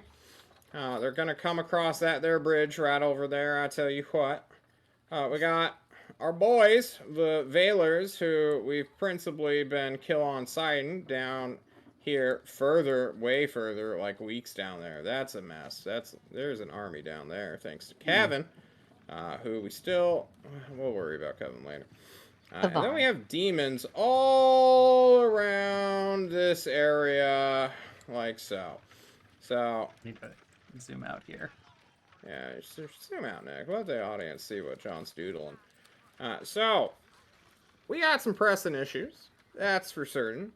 The real question is, what don't we need to worry about? Now, how I see it is, we don't need to worry about... Let's do pink. Pink, we don't worry about. We don't need to worry about the mines, because there are capable adults in there. There shouldn't be anything in there, because it was sealed. I mean, maybe there's a race of, like, weird bat people who are screamers and just fucking eat our friends, but, that's our nightmares. That's the nightmares, right? We also don't really need to worry about this. If this is a standard taxation mission, then we have dealt with this hundreds of times by now. And it's no big deal. But then why would they bring the whole army with them? That's a good question. There's an undead army, too. Maybe they're going somewhere. We could investigate that if that's what we want to do. I have a theory, but it is probably not Can we anything. talk about what we know before we speculate? Okay. Do you know anything? Well, I know that the Rick family are a bunch of necromancers, basically, the grave wardens or whatever. You don't know what a necromancer is, understood. Okay, fine. You guys, battle the undead. Why are they bringing the undead to the town? That's a very good question. I'd like to know the answer myself, but So then this is not a standard mission. This is not a standard taxation mission, so you shouldn't treat it that way. You should treat it as hostile, because obviously it That's is. speculation, yeah. I getcha. If they bring an army in, they're not going to immediately roll us, okay? We have ditches, we have walls, we have been fortifying the hollows for hundreds of years. Well, over 100 years during this whole Blood Mist thing. Yeah, but We'll if they're have bringing time to people... see and act and divert if we have to. It feels like they're bringing more people than there are in the hollows. Why fixate on this one point? The hollows are nothing. We're a crossroad between them and Whaler's Hold. We're also sitting on a pretty fertile field that's been hanging out for, you know, a century. We're not resourceless, and there is them gold in them hills. Okay, so then maybe we shouldn't be sending the children and the Stone Singer into the gold mine if you think that that is a motivation for them coming. You're speculating again, Cacophony. We don't know that yet. What we should focus on is what we do know. You need to We can't focus. Yeah, we can't What do focus we on know? what to do now unless we speculate. What we know is there are fucking demons literally flying over the sky in the forest that want to eat our flesh and rip us apart. And they have basically a straight line to our fields, and if the fields go, so do the town. That's the big threat that I, Wick, Moss see. That our boy Rick Moss probably isn't too focused on right now. That's prime real estate. There's also this weird tower thing that has doubled 2 towers now. I am told that in the ancient lore that whenever there's 2 towers of anything, that is a high call to adventure.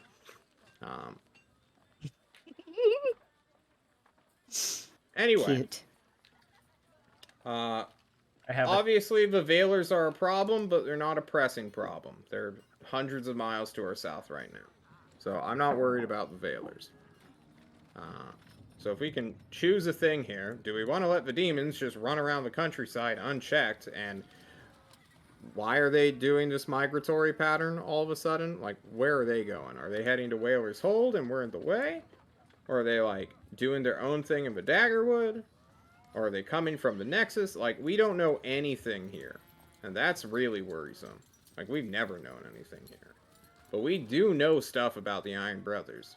And they're not illogical in their oppression.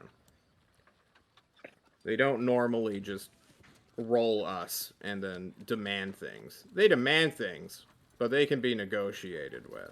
Imagine that oppression has logic behind it. I'm gonna It stop. sure does, Nick. I'm gonna stop Wick right there and say I'm a kill on sight for these logical brothers that are marching toward this town. So forgive me if I don't really see it that way. What are you talking about? They hate the Raven sisters. They do not care for Selkies. Understood. Yeah. And? She wants to live. Yeah, I'm gonna peck your eyes out. Wick is what's gonna happen. What are you talking about? What's your point? I don't get it. My point is that we should be going away from wherever this army is. We should be like focusing on like. Okay, so you're for the demon encounter then. I feel like we faced demons and lived. And can you just give me a yes or no? They are a known entity. We know how to deal with them. We don't know what's coming with them. With the army. With the Rest Brothers and the army. I don't know a lot of things right now. So I need you to choose your battle that you want to fight here. Do we want to go and fight the army that you just said will kill you on sight? Or do we want to investigate the demons who will also kill all of us on sight, but also have no ability to be negotiated with at all? Well, I don't know where you guys are going, but I'm going to be going with the Stone Singer and the children, so... Okay, so you're going to say no to both external threats and just go sit in a cave. I choose to live. Protect them. I'm going to protect them, exactly. What are we protecting them from? There's a lot of non-humans in there.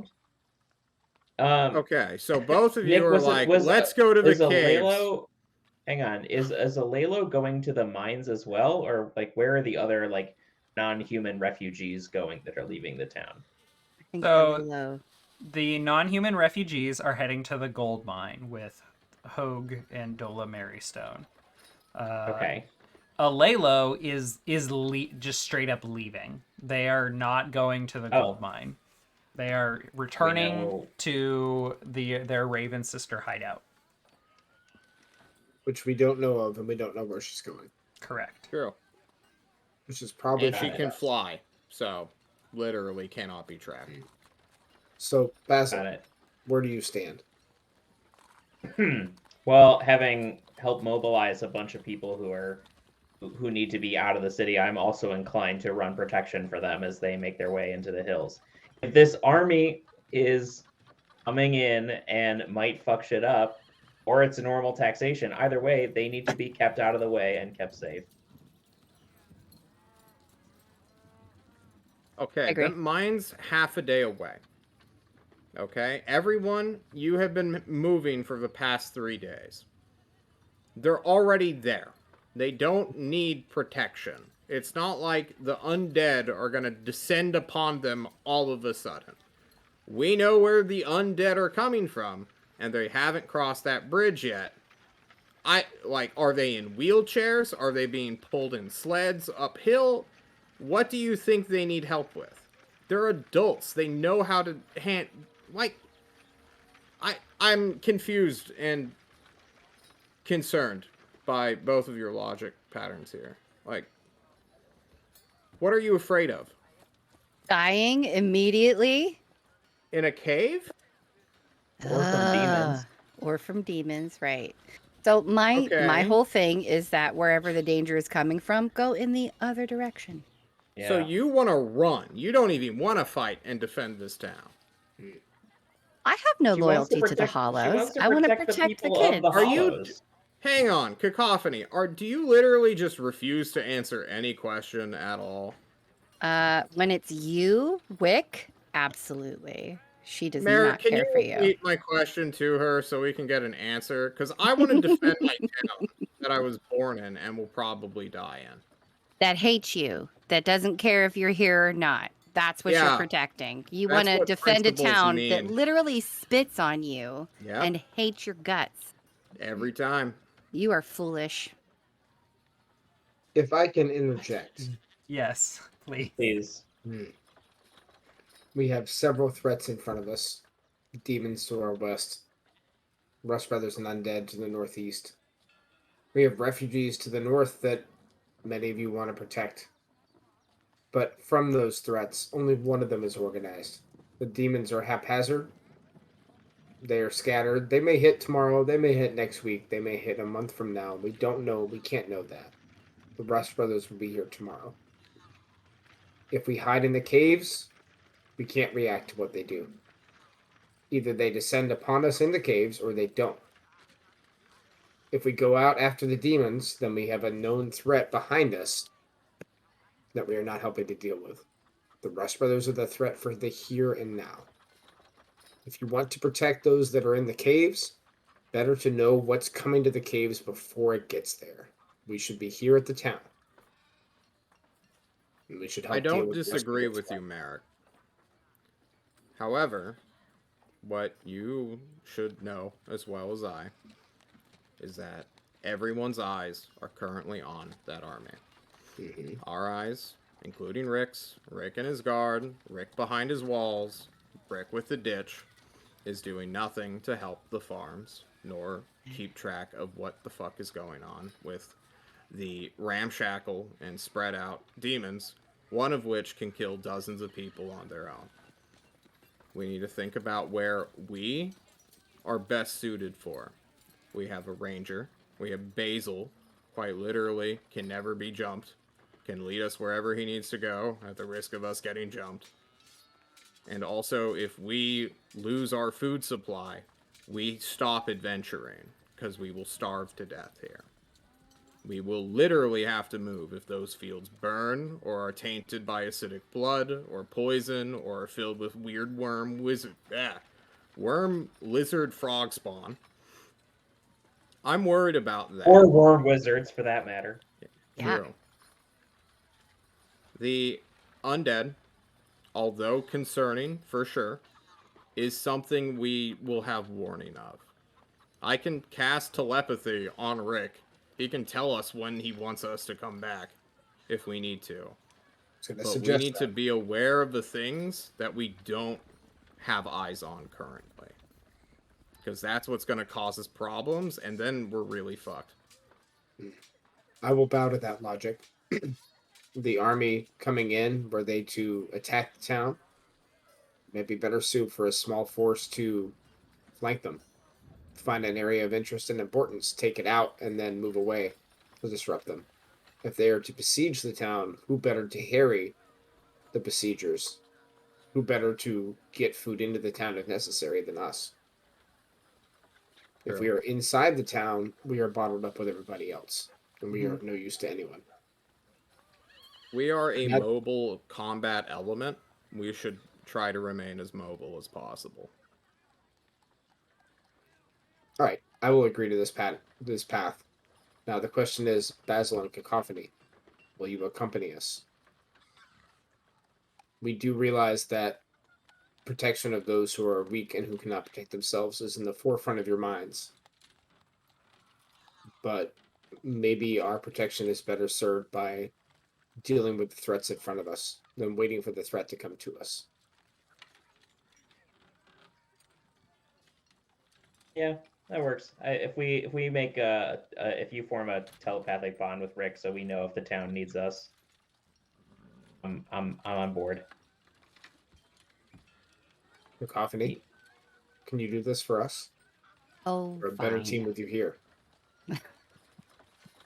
Sure. Then perhaps we are decided.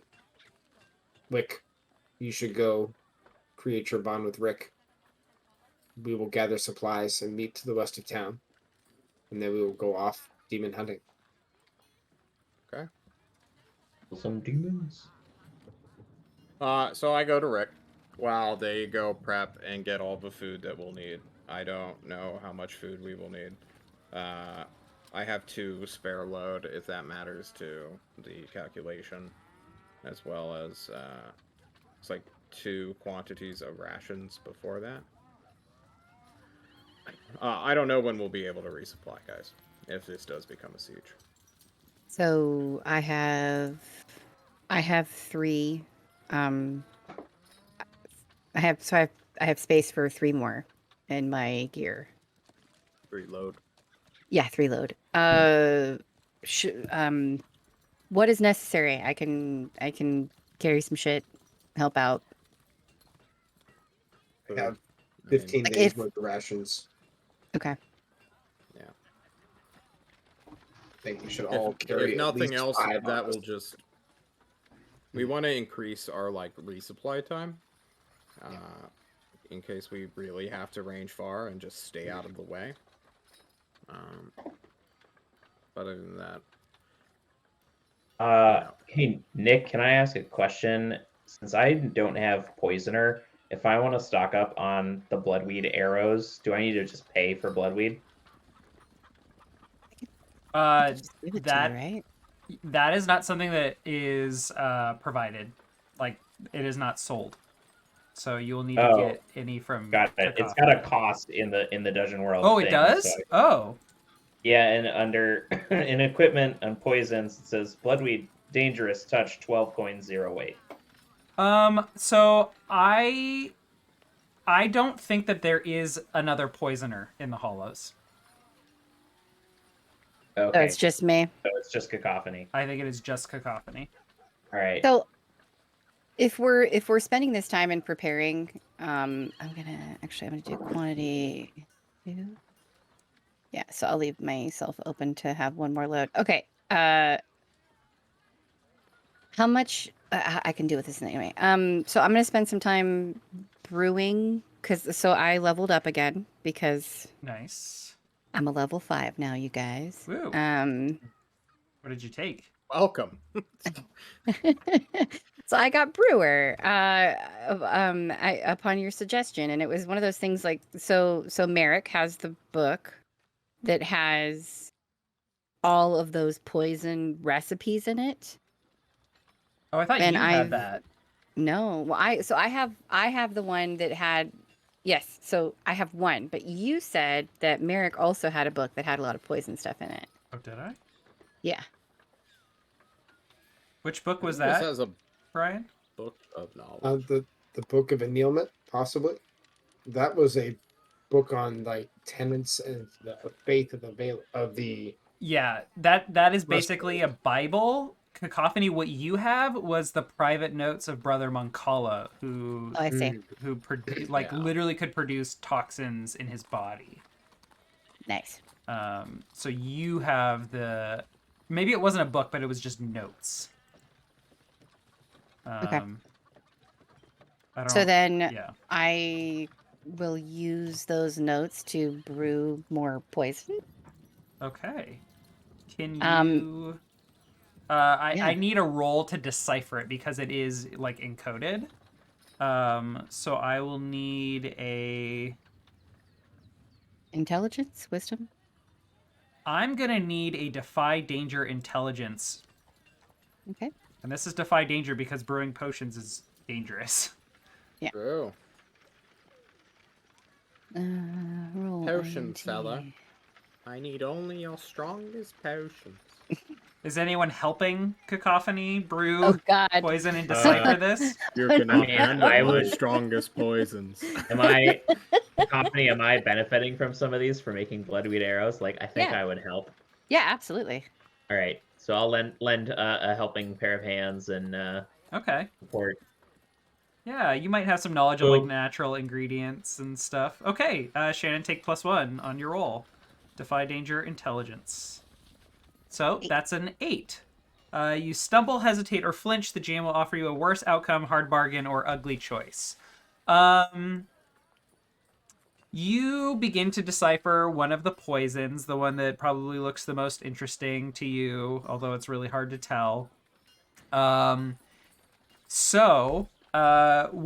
poison are you going for, Shannon? There is oil of Taggart, which lets a target or that makes a target sleep. You have bloodweed. There's golden root, which the creature treats you as a trusted ally until proven otherwise. Or serpent's tears. Anyone dealing damage against the target rolls twice and takes the better result.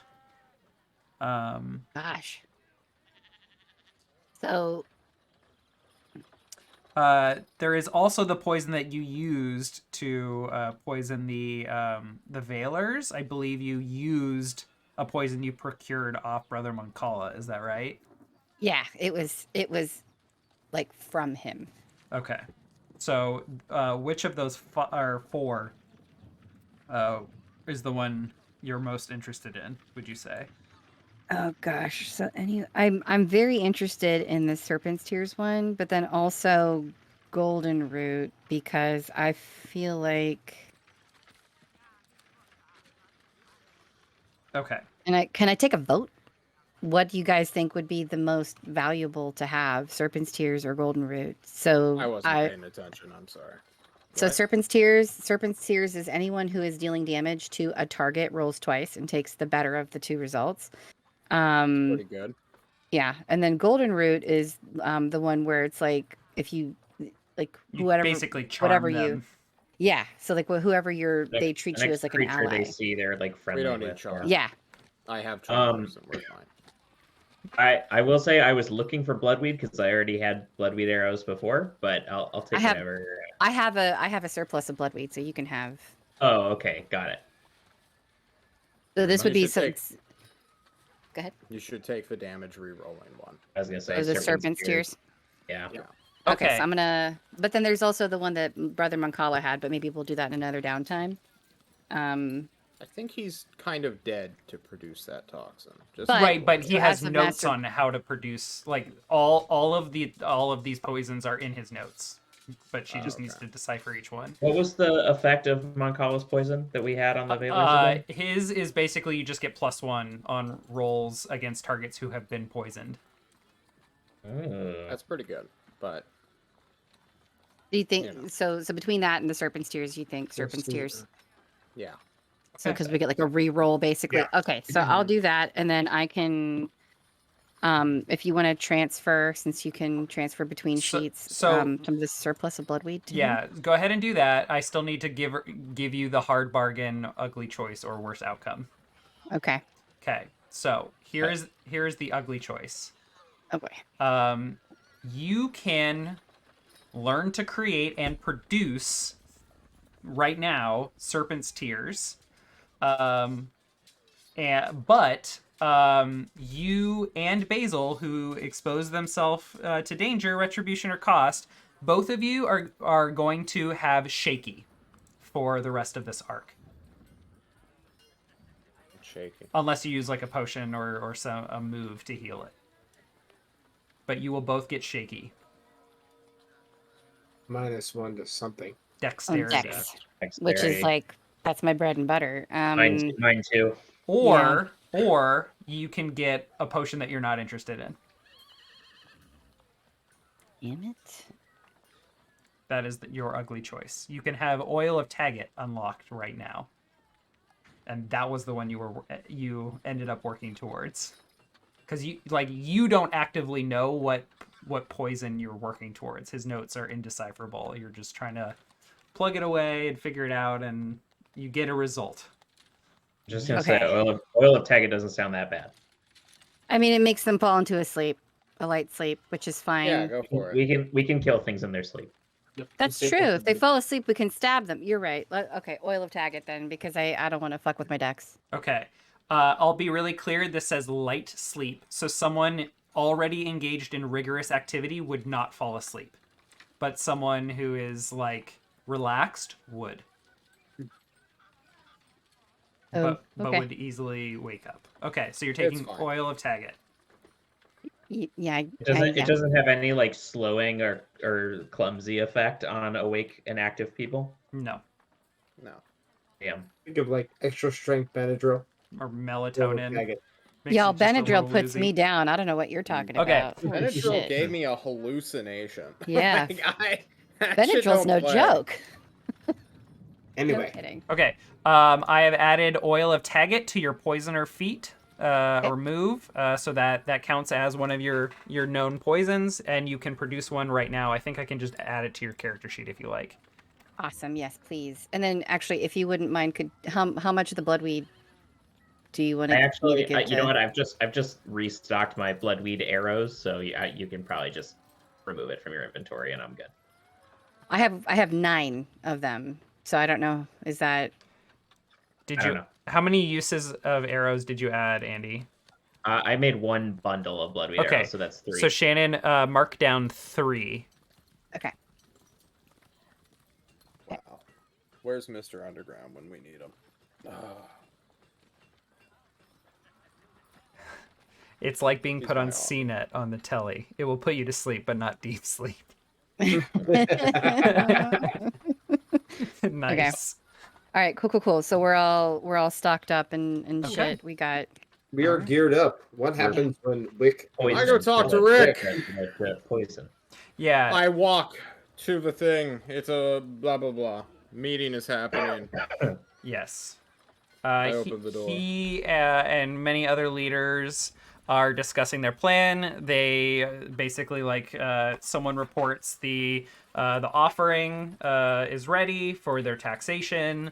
We're prepared to negotiate and offer them, what they ask for. We will take the position of we do not know of an Alelo or any Raven sisters. We of course know that they are to be handed over to the Rust brothers, and we have never interacted with Raven sisters, at least not in our lifetimes. The Raven sisters know not to stop here. That is our position. Should that not convince them, or should they know otherwise, we are prepared to defend behind our walls and leverage our defenses during combat. And we are prepared to handle their undead. We know that the Iron Guard will be the biggest threats. But since we will be taking a defensive position, we'll kind of be forced to see what their strategy is and respond in kind. And there's a lot of discussion of different scenarios and how they would do that. I wait. I don't interrupt. Yep, and Rick really annoyed, notices you come in, but does not interrupt the meeting. Does he look his age for once? He's an old ass man. Now war's on his doorstep. I want to see Yeah. if he's like truly annoyed at me or just living. That's He's what I just wanna generally know. annoyed at you. It's the dirty look you get all the time. Hell yeah. He looks a little tired, but he is determined and focused. Oh, yeah. And he is doing a really good job of like delegating. Like he is asking people to report on like what they've been working on, what they've found out, and he is like just commenting, like providing some feedback. You know, Oh yeah, he's leader for a reason. decent leadership material here. So, um, um, We can have that like cool jump cut where it's like they all sort of like filter out and then it's just us two, the two people who just really hate each other. yeah. And now we're brought together under, circumstance. I pour a pitcher of water out for the old man, even though it's not a kind thing. It's just like a thing to do. He calls out through the open door, "Dola, some some hot tea, please." And he ignores your cup. Okay. Fuck it, I'll drink it then. Casually sit on the edge of a table that he's probably sitting down at. Yes. His weak knees, his age, you know. Not shooting like shotguns just yet. But I sense it. I sense the life beginning to flow down. I want to discern realities on Rick Moss. Ooh. Give me your discern realities, please. All right. I don't know if seeing red helps me here. You are not in it's during combat. Yeah, fuck. I mean, discern. unless you're starting Fuck, combat, John. Well, no one can assist me here, but even with the assist, it does nothing. That really... whatever. Ooh, what could he say?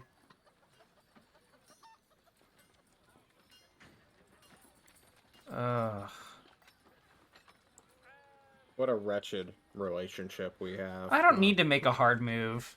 You know what? You don't, do you? I'm just looking at him. What's he got? I think is like there are moments during the meeting where you've noticed this kind of like softness, a little bit of weakness in him. But, you know, as you approach and sit on the table, he like is straightened up and is completely focused on like Good. display of perfection. Someone has to keep this old man going. Yeah. He is wearing a jacket, but he has some leather armor underneath, like that's on. And he also has his sword with him. Like it's like if someone like dresses up for interview practice.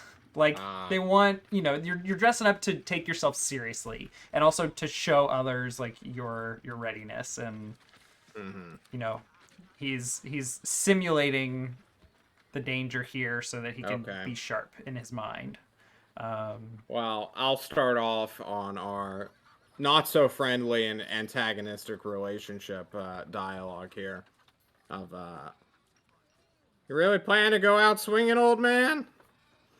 Sword arm still good after that bum elbow injury you got? I can still swing a sword, and I've been putting practice in the last few days. Oh yeah, that's gonna matter after, what, 5 years sitting as clan leader? Yes, since my brother died, I've had less time for practice. Oh yeah. Oh, I feel ya. Is there something I can help you with? Yeah. We team. Oh fuck! What's Basil? Comfort Eagle. Comfort Eagle. Yes, Comfort Eagle. What a dumb name. We're gonna go and make sure the rear isn't flanked by a massive horde of demons.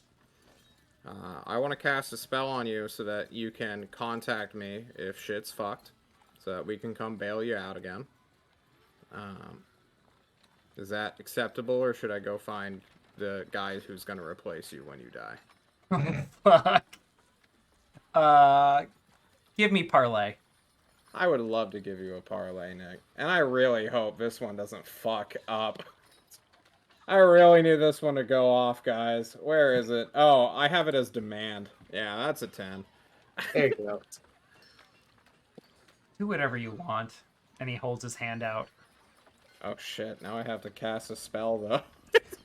Dola walks in, sets down the tea. He puts his other hand around it and is just like, "Thank you, Dola." And just like his head turns to watch her leave, and he just like lingers, looking at the door, Yeah. waiting wishing for he you to could do your leave. thing. Yeah. If he isn't resisting it, can I get a +1?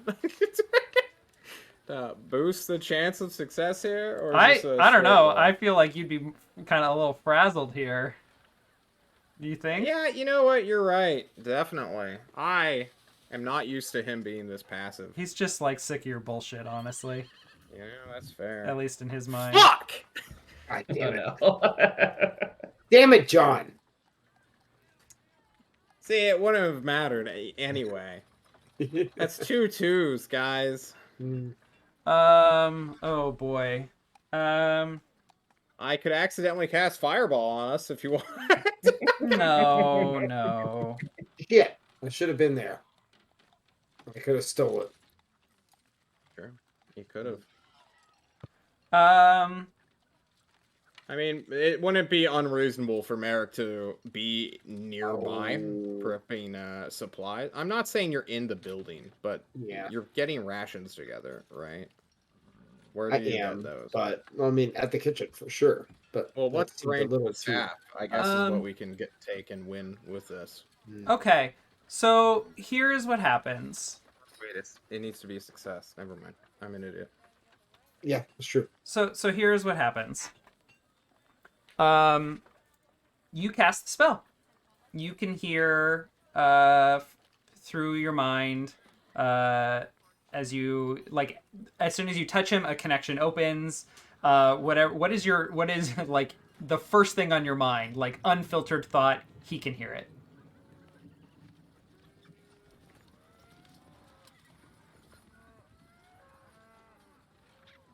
Probably I really hope this old man doesn't die in the fighting that's inevitably gonna come. He I pulls. think on a very deep level, Wick respects and does care for his grandfather, even though he never once had any sort of like good relationship with him. Yeah. He quickly pulls his hand back. You hear him think, "What a strange sensation. Fuck, can he hear this? Can you hear me?" And he's like, he turns and looks straight at you. Yeah. Do you say that out loud or in your head? Yes. Doesn't matter. I don't know. Oh. It's just Is the interesting. connection? Okay. Strange. And am I able to end this? I don't think so. He tries. Yeah, I think I have the power here. Yeah. It would tell me otherwise. There's a different spell that basically says otherwise, but if the connection works, I'm a little bit weirded out. I think he quickly adapts and he figures out rather quickly how to keep his internal monologue to himself, but the slight difference between talking to you and thinking to himself. So is this connection, he says out loud, going to remain open if you were relying on me to contact you? I could, or we could decide a time that I would open it back up if you don't want me hearing everything that's going in your mind. We have a number of fireworks. We were preparing for Raven's Day at the start of fall. Not Raven's Day, First Raven. That is the name of the holiday. If you see a firework, that means I am calling. Okay. I'll keep an eye out. Good luck out there. Okay. That one hurt a lot, Nick. Ugh. He wished me luck. We leave. After he instantly learned how to do occlumency against you. Yeah. I don't know what that is, but is that a Harry Potter thing? It's a Harry It Potter. is a Harry Potter thing, and I think the fact that you knew that means you did know what it was. I watched the movie, and I know my audience. You look like a Harry Potter nerd, Andy.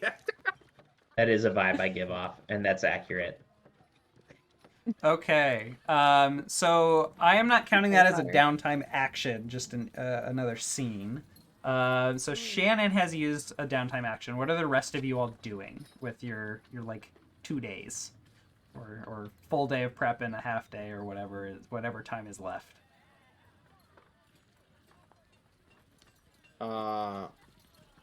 Who's left? I just went, so I want to go last. Merrick, Basil. I might actually take this opportunity to hang out with Merrick and ask him more questions about Worm. I'm very confused. I'm curious about this power. I will try to share with him whatever knowledge he seeks. Perhaps telling him that. What is? Oh yeah, go ahead. Right. No, you go, please. Oh, I was gonna ask what is Worm's relationship with the natural world for you? Really quickly, before we get into the questions, where do you find, like, where are you trying to, where do you go to meet Merrick? Probably in Cedric's fucking shack, honestly. Do you invite Merrick? I think we run into each other sneaking in to steal gin. Okay. Maybe. So sitting there on like some chairs or stools over a small table with glasses of whiskey and cream, you start to ask your questions. Can you repeat your question? Yeah. How does Worm exist in the natural world for you, or is he only in your, you only commune with him on some spiritual plane? Does he exist in the natural realm that we exist in here? Of course, he exists in the natural realm. Worm is the pursuit of knowledge, the seeking of information. Whether it's walking down the street and looking for what you see in front of you, whether it's a bird that moves around and pecks at the ground, hoping to find a worm, whether it's a fish that swims around the river, seeking for bugs coming to the surface, anytime anything is looking for information, knowledge, a path forward, and understanding what they see in front of them, Worm is there.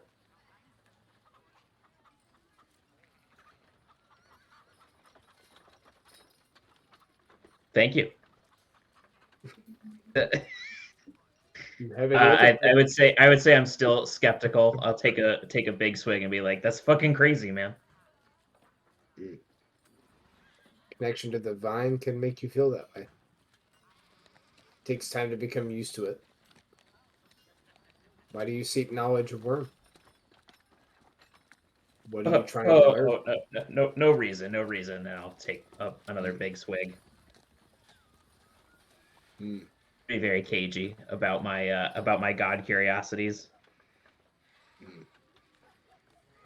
Perhaps you don't know why you seek it.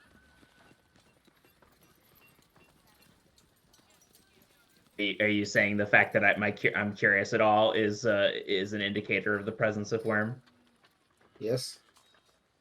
The mere fact that you seek knowledge, even if it's knowledge you don't understand, means that Worm is there to guide you.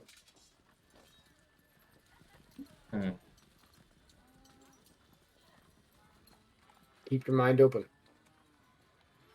You are not needed. It's not necessary to devote yourself to a god, or to a deity, or to even a way of life or a path of understanding for you to learn knowledge. could Worm guide me to a better understanding of where I came from? Humans and eventual elves who abandoned me. Yes. That is specific knowledge. A path. A goal. And this worm can definitely help you. We should work together. If you've come across tidbits of knowledge, leads, perhaps we can help explore it together. Sounds good. I'll toast to that with our Jane Alexander's. Yeah. At that point, that you notice on the gin bottle that there's like a mark. About an inch above where that Cedric has left. And I just pour water into the bottle to come back to that. Very good. Very good. Actually, I think I pour water out of my flask into another vessel and then empty the remainder of the gin into my flask and then just fill it back up with water. So it's good stuff. You're just stealing from yourselves, really. Okay. I have one last thing I need to do. Sure. And then potentially cast a spell. I need to go back to Lucaren's house. Yes. As you head up the mountain, the forge is dead. Okay, that's good. I walk up. Is it abandoned? No, he is in there, and he is seated in his chair at his desk, and he's just holding the Elder Ruby, looking at it. Wick. I silently open the door, standing, completely shadowed by the sun, looking at him. And he like half turns to your silhouette. Wick, come in, come in. Can I get you that tea? Yes. And he walks over and like goes to the fire and goes, cold tea? Shouldn't start a fire if the Rust Brothers are coming. They'll see it up in the mountain. Good idea. And he... I got a question for you. While you do that. Maybe you need a moment to think about it. Yes. He's like taking some pine needles and some other herbs and like putting them in water in a kettle. When we first met, back up on that cliff. What were you doing there? I was looking For? a new home. I had left my old one and was looking for new vistas and came up to the mountain. That's why I chose to build a hut here. I was glad to have come upon you. Nick, does this smell like bullshit to me? There's no such thing as an insight check. There is. This would be... Would it be a defy danger charisma?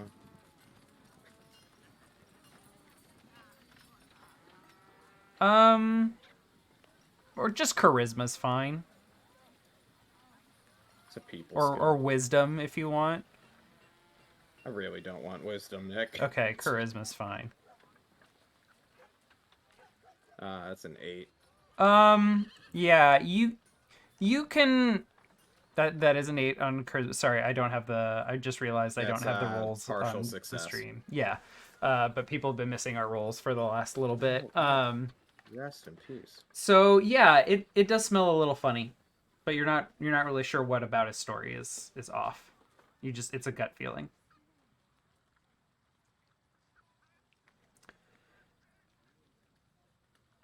You never told me where you came from before this. That's true. I will admit that my past is a little embarrassing. Taboo among my people. I was asked to leave. There was a difference of philosophy among my people and myself, and it felt like it was time to move on. Many of the elders of my people were becoming very melancholy and apathetic in their old age, and I did not share that feeling with them.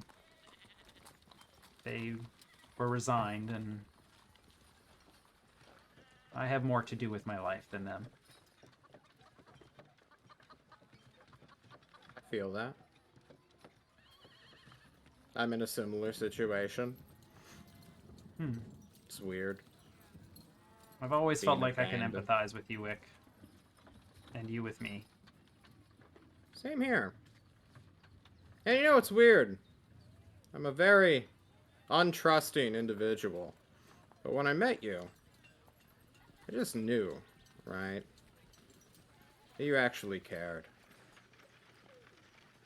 Yes. Yes, I do. And I'm glad that you sensed that. I know that when you took to that cliff that you weren't just doing it as a gesture looking for help, but you had made a decision for yourself and your life, and I'm glad I was able to give you something that you felt you needed to change your mind. You've made a big difference to the people of that city down there, and to me. How so? He does seem sincere here. I'm gonna let the charisma continue rolling forward. The Okay. kind of insight check. Well, you've been, in addition to wonderful company, someone who I've been able to learn from.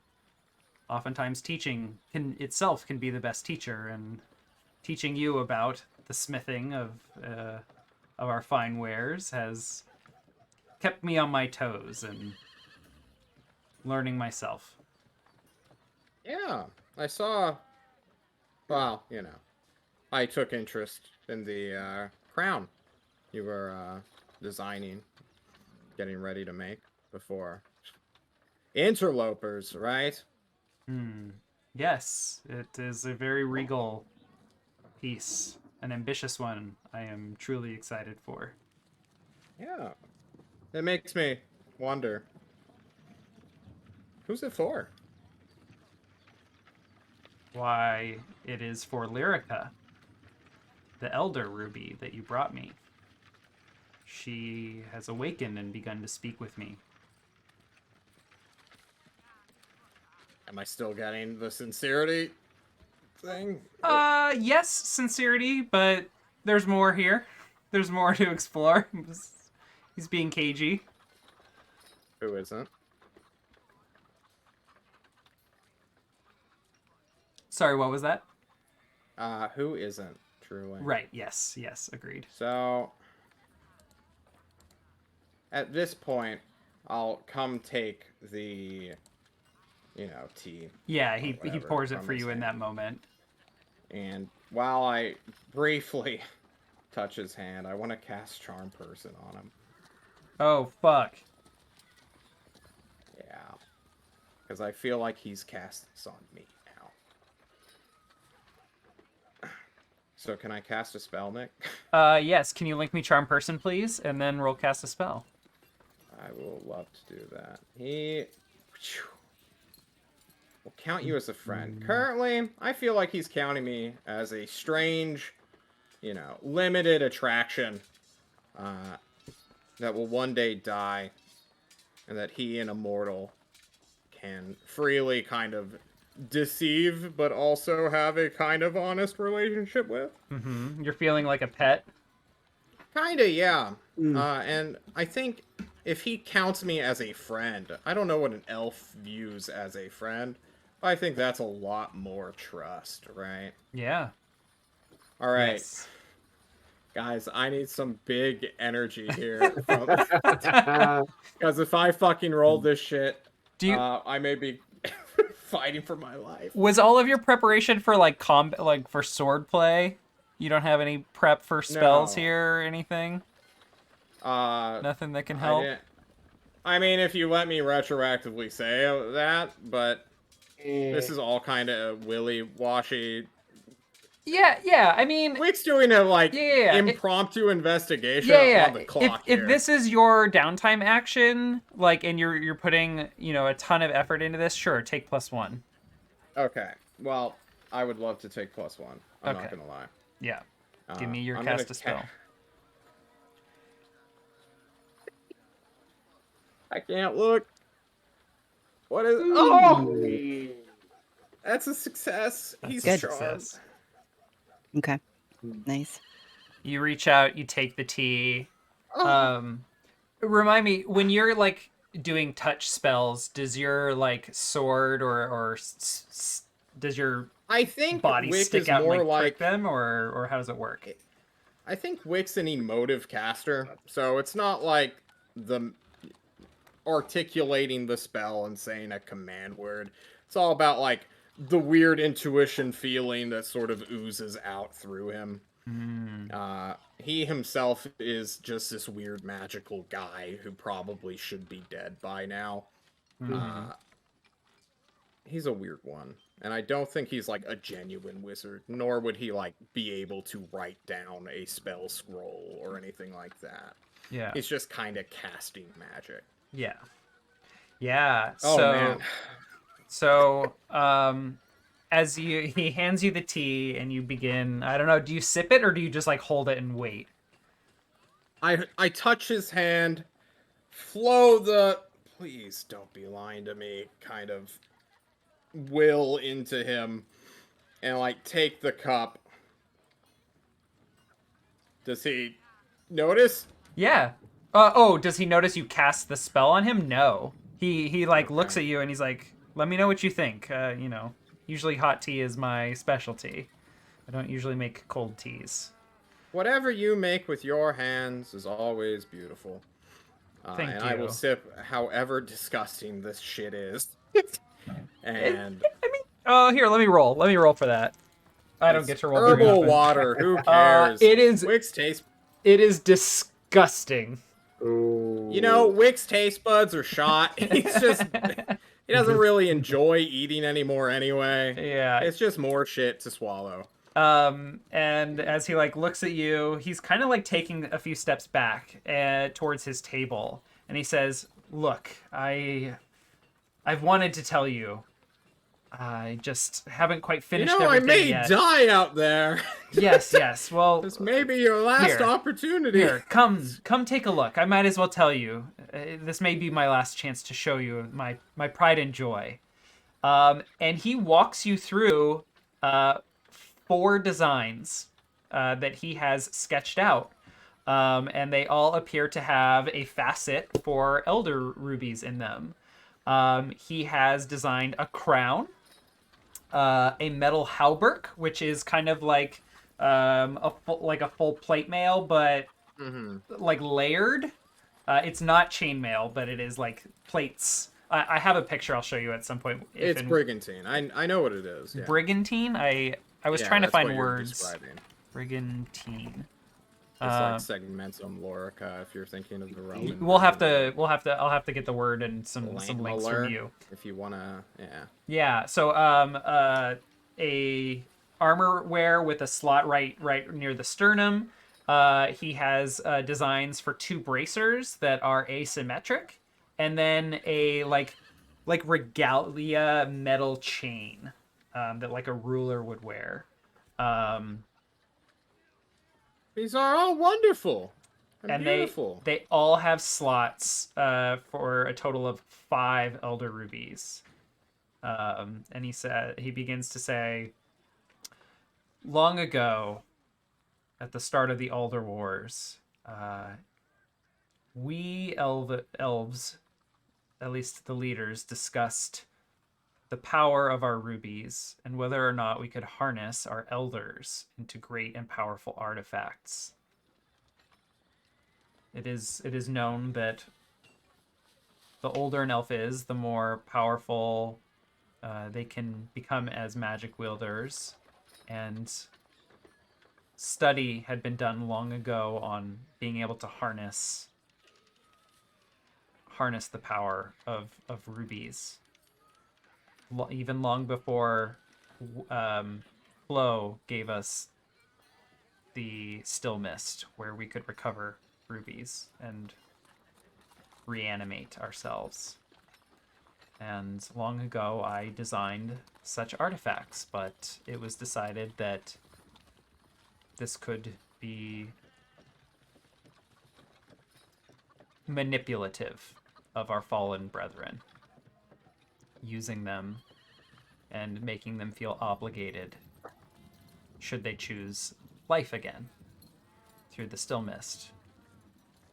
And so it was decided that such artifacts, as powerful as they could be to influence the land in wondrous ways, that they would not be allowed.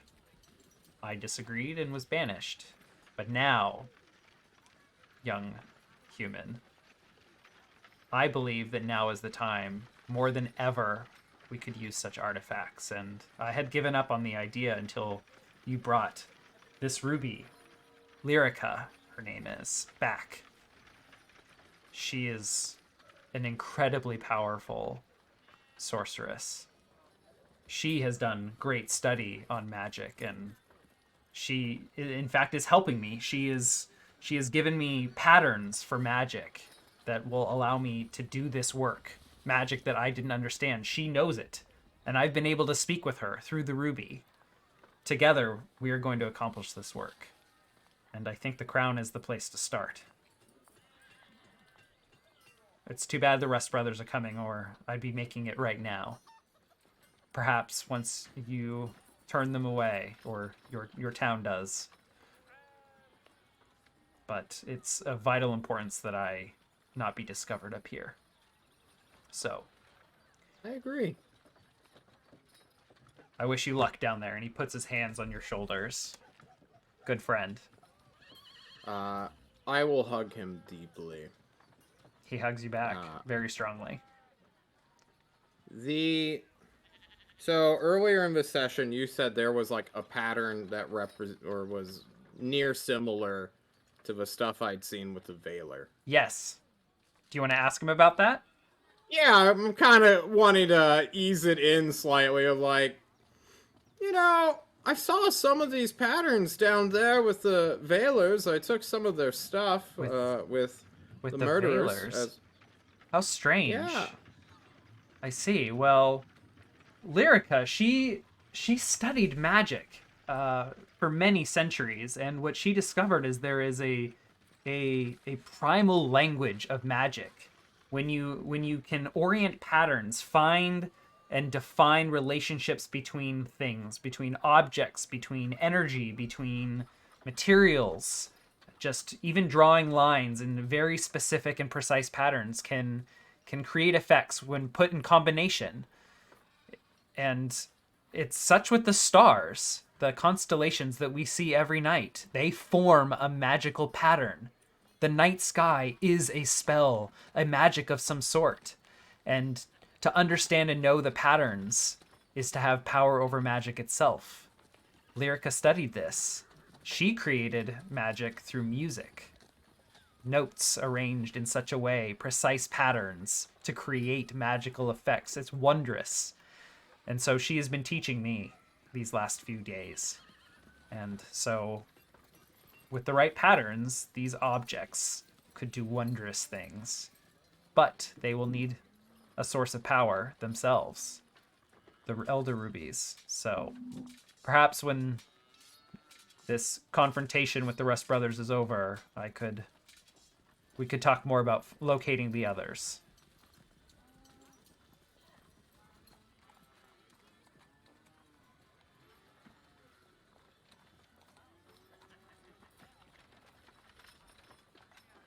So in Wick's mind, he sees the maddened lunacy of this creature that he himself has bought into, right? He, lonely, on top of a mountain as a boy, being approached by Rust Brothers, who gave him the answers that he was so desperately looking for, only to betray him as soon as they got their hands on a magical item. Cannot help but see the cycle continuing.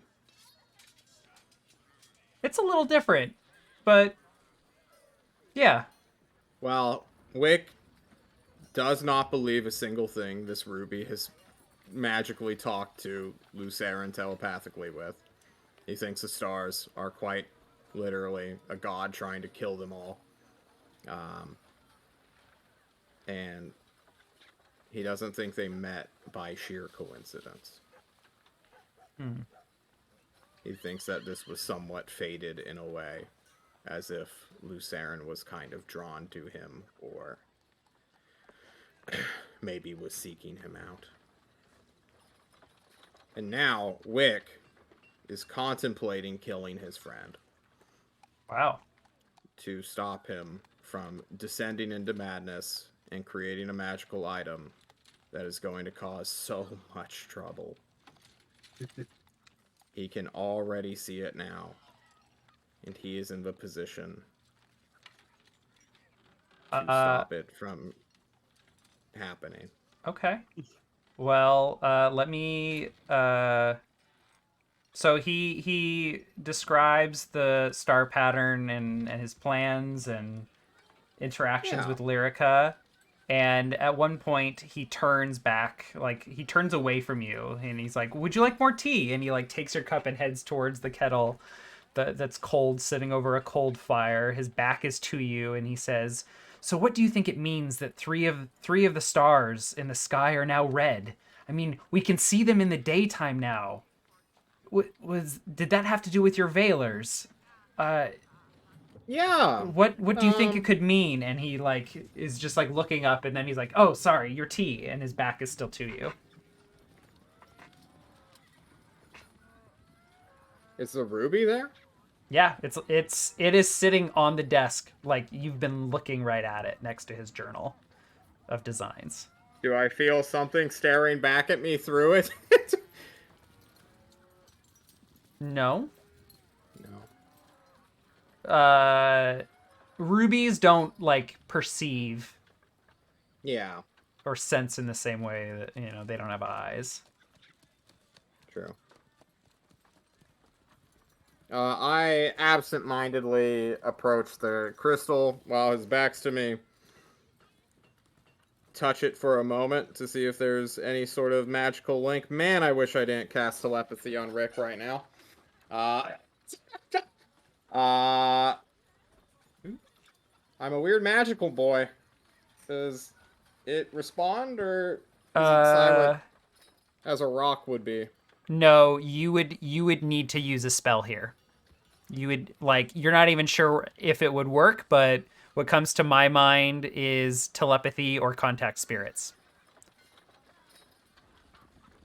Maybe I have context. I don't have contact spirits prepared. I only had charm person, telepathy, and visions through time. Okay. You could try a visions through time. Yeah, maybe. Oh wait, that's not clicked as prepared. Wait, why isn't it? Oh. Did you lose preparation of it when you cast it last time? No, it's like someone clicked unprepared. I should have 5 spell levels. Okay, but I yeah, only have go ahead 2. and take that. That's fine. What the hell? Yeah, you won't be able to communicate with the ruby through that, but it's here. I want to see. I mean, it's a so this is what the spell does. I look at a reflective surface, right? That is this crystal. A ruby is perfect. I specifically am hoping to see the destruction that this thing ultimately will cause to justify this killing that I'm about to commit. Okay. So, you still have +1 forward on this because this is your downtime action. Oh, then that is a 7. That is a 7. So, let's click cast a spell again because I forget what the list is. Let's click it again. There we go. Choose one of these. You draw unwelcome attention to yourself, putting yourself on the spot. The spell disturbs the fabric of reality. Take -1 ongoing until you prepare. Or after the spell is cast, it is forgotten. You cannot cast this spell again until you prepare spells. Either 2 or 3. It doesn't really matter narratively. Okay, right, because you can prepare again like tonight. Yeah. Okay. So, visions through time. Cast a spell and gaze into a reflective surface to see into the depths of time. The GM will reveal the details of a grim portent to you, a bleak event that will come to pass without your intervention. They'll tell you something useful about how you can interfere with the grim portent's dark outcomes. Rare is the portent that claims you'll live happily ever after. Sorry. Oh boy. Okay. Oh, fuck. I'm gonna see Nick? like a god wearing this fucking crown and just massacring people, aren't I? Or is this the cliffhanger we sit on until next week? Yeah. It is 10 p.m. It's a great place Yeah. to. I did want to try and finish everyone's downtime actions today. Ooh. I'm done. You didn't You even wanna do it? take yours, Merrick. I figured I was preparing for the journey. Okay, that's fair. Okay. Hero, the trooper, Merrick. Yeah. So I may add to this next week, but I think give me just a quick moment here. Sure. I'm just trying to decide how much I want of my hand I want to show. This is the showing spell, Nick. I know it is. This spell shows it all. What happens if I let this item be complete? As Nick thinks, I think Merrick would be gathering supplies, preparing, probably studying a little bit in the Book of Annealment, learning a little bit more about the Rest Brothers, because he's down with Wick's plan for journeying to the demons, but he has a sneaky suspicion that we're going to be called back halfway through the journey because the Rest Brothers are going to be doing something crazy that requires us to at least cause a disturbance, or maybe even journey south to their fortress while they're all up here in the hollows sieging that. That's a great Maybe idea. this is the opportunity to go raid the Rest Brothers town. Although I have a feeling if we do that, that they would leave from their siege, go home, and then turn around and come right back and just try to wreck the entire city. Whaler's Hold. I mean, maybe we destroy Whaler's Hold. How would they be able to trace it back to us? I don't know. Well,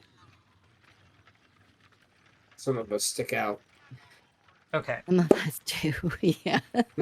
Better kill everybody if we do it. All right, Nick, are you ready? Yeah. Yeah. So I think your visions through time starts very Doctor Strange, like Marvel Cinematic, like reflections upon weird patterns, falling through different dimensions. You start by looking into the surface of the ruby, and then as you look into it and are kind of drawn in, it begins to reflect on itself. You see your own reflection, but then you see your reflection through other facets, faces within the gem itself. You start to see some imperfections within the gem, and you start to see yourself as it folds and folds and folds, and you're looking at reflection after reflection after reflection, that your like self begins to distort and break. And it goes faster and faster and faster as you go through all of these folds and twists and reflections. And eventually it begins to kind of unwind, and you come out of the ruby. And instead, you are looking upon a dark figure whose features you cannot make out. But they are wearing all 5 pieces that Luceren has detailed. in his journal, and all 5 of them, the 2 bracers, the crown, the hauberk, and the regalia chain, all don 5 large elder rubies. And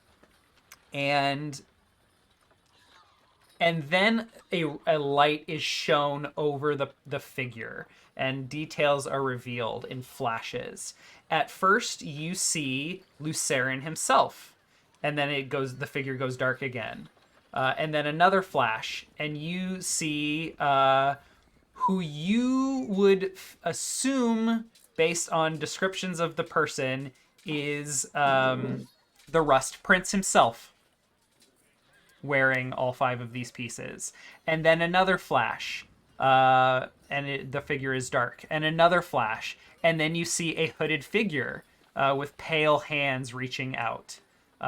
Who I don't know if Merrick described his vision of Vale, or. And then another flash, and then it's another hooded, robed figure, but it is who you would believe is the leader of the Valers himself, the Psychopomp.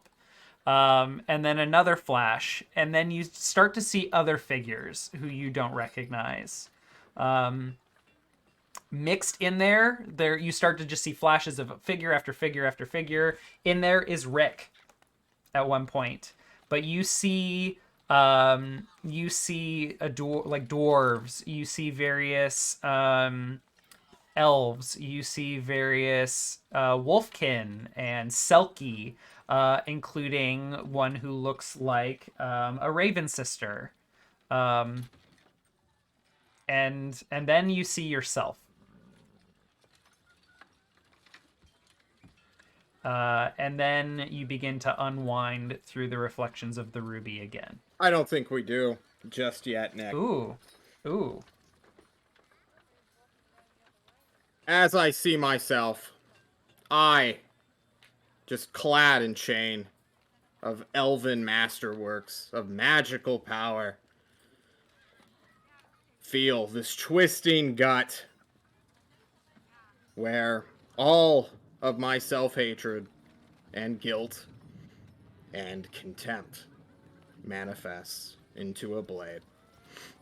And calling upon such a feeling, whispering out the word, no. I go and move forward to stab myself in the heart, and in doing so, stab Luceren through the back.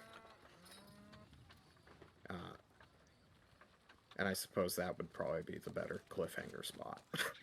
Oh, hell yeah. Oh, hell yeah, we're stopping right there. Oh, fuck. You and I need to talk. Okay, wow. We break the chain before it's made! Wow. Okay, well, my campaign's heading in a very different direction, maybe. So dark. So dark. I mean, it's already dark, but damn. Shit. No! Okay. Wow. Holy shit! Okay. Okay. Extra dark. Extra super dark. Oh, dang. Oh Yeah. my Extra god. loud, extra dead headphone users, Get all fucked. kinds yeah. of stuff. Die. Everybody did. I'm sorry. I'm so sorry. Good thing I was watching this episode without pants on. What, Eric? Calm down, bro. Okay. Yeah. So What a great session. Nick. this has been a really fun session. I have felt so strongly about this session. I'm so happy that it's been so role play heavy. Yeah. I told John earlier when it was just he and I in the call that I had like 5 encounters prepared for combat, and we didn't have any combat. It was just story Indeed. driven. We Yeah. hardly ever do that. So And this was a really good episode. hell yeah, I get to cash in on my prep next week. Fuck yeah. There you go. Yeah. You have more time to prep. It's Yeah, perfect. woo. Okay. Wick, I So can't believe you killed him. Oh my god. any shout outs or anything for good. the good of the order before we sign off for the night? Well, if you guys like watching prep sessions, tomorrow at 6 p.m. CST, John is going to host one for people who cannot make up their fucking minds to save their life. Watch the Discovery Team. In my fucking game, I guess. Yeah. Yep. That'll be fun. Brian, you have another randomizer event on Saturday? Yes, on Saturday, you can catch me starting at 5 p.m. Central, 6 p.m. Eastern on John Dungeon Master's channel as our political team tries to find something to do before the dead of winter sets in and gets us completely stuck up in our city with nothing other than to twiddle our thumbs. And then immediately following the session, or shortly thereafter, at 10 p.m. Eastern, I will be racing in the Dragon Warrior Randomizer Winter League. It is our third week. This is a particularly nasty flag set where we have to go through a stair shuffle, meaning I get to go through the 4 main dungeons in the game where every single stairway is randomized to send you to someplace different. There are 66 different stairways. Woof. And 12 treasure chests in there that I have to find, or I might have to find.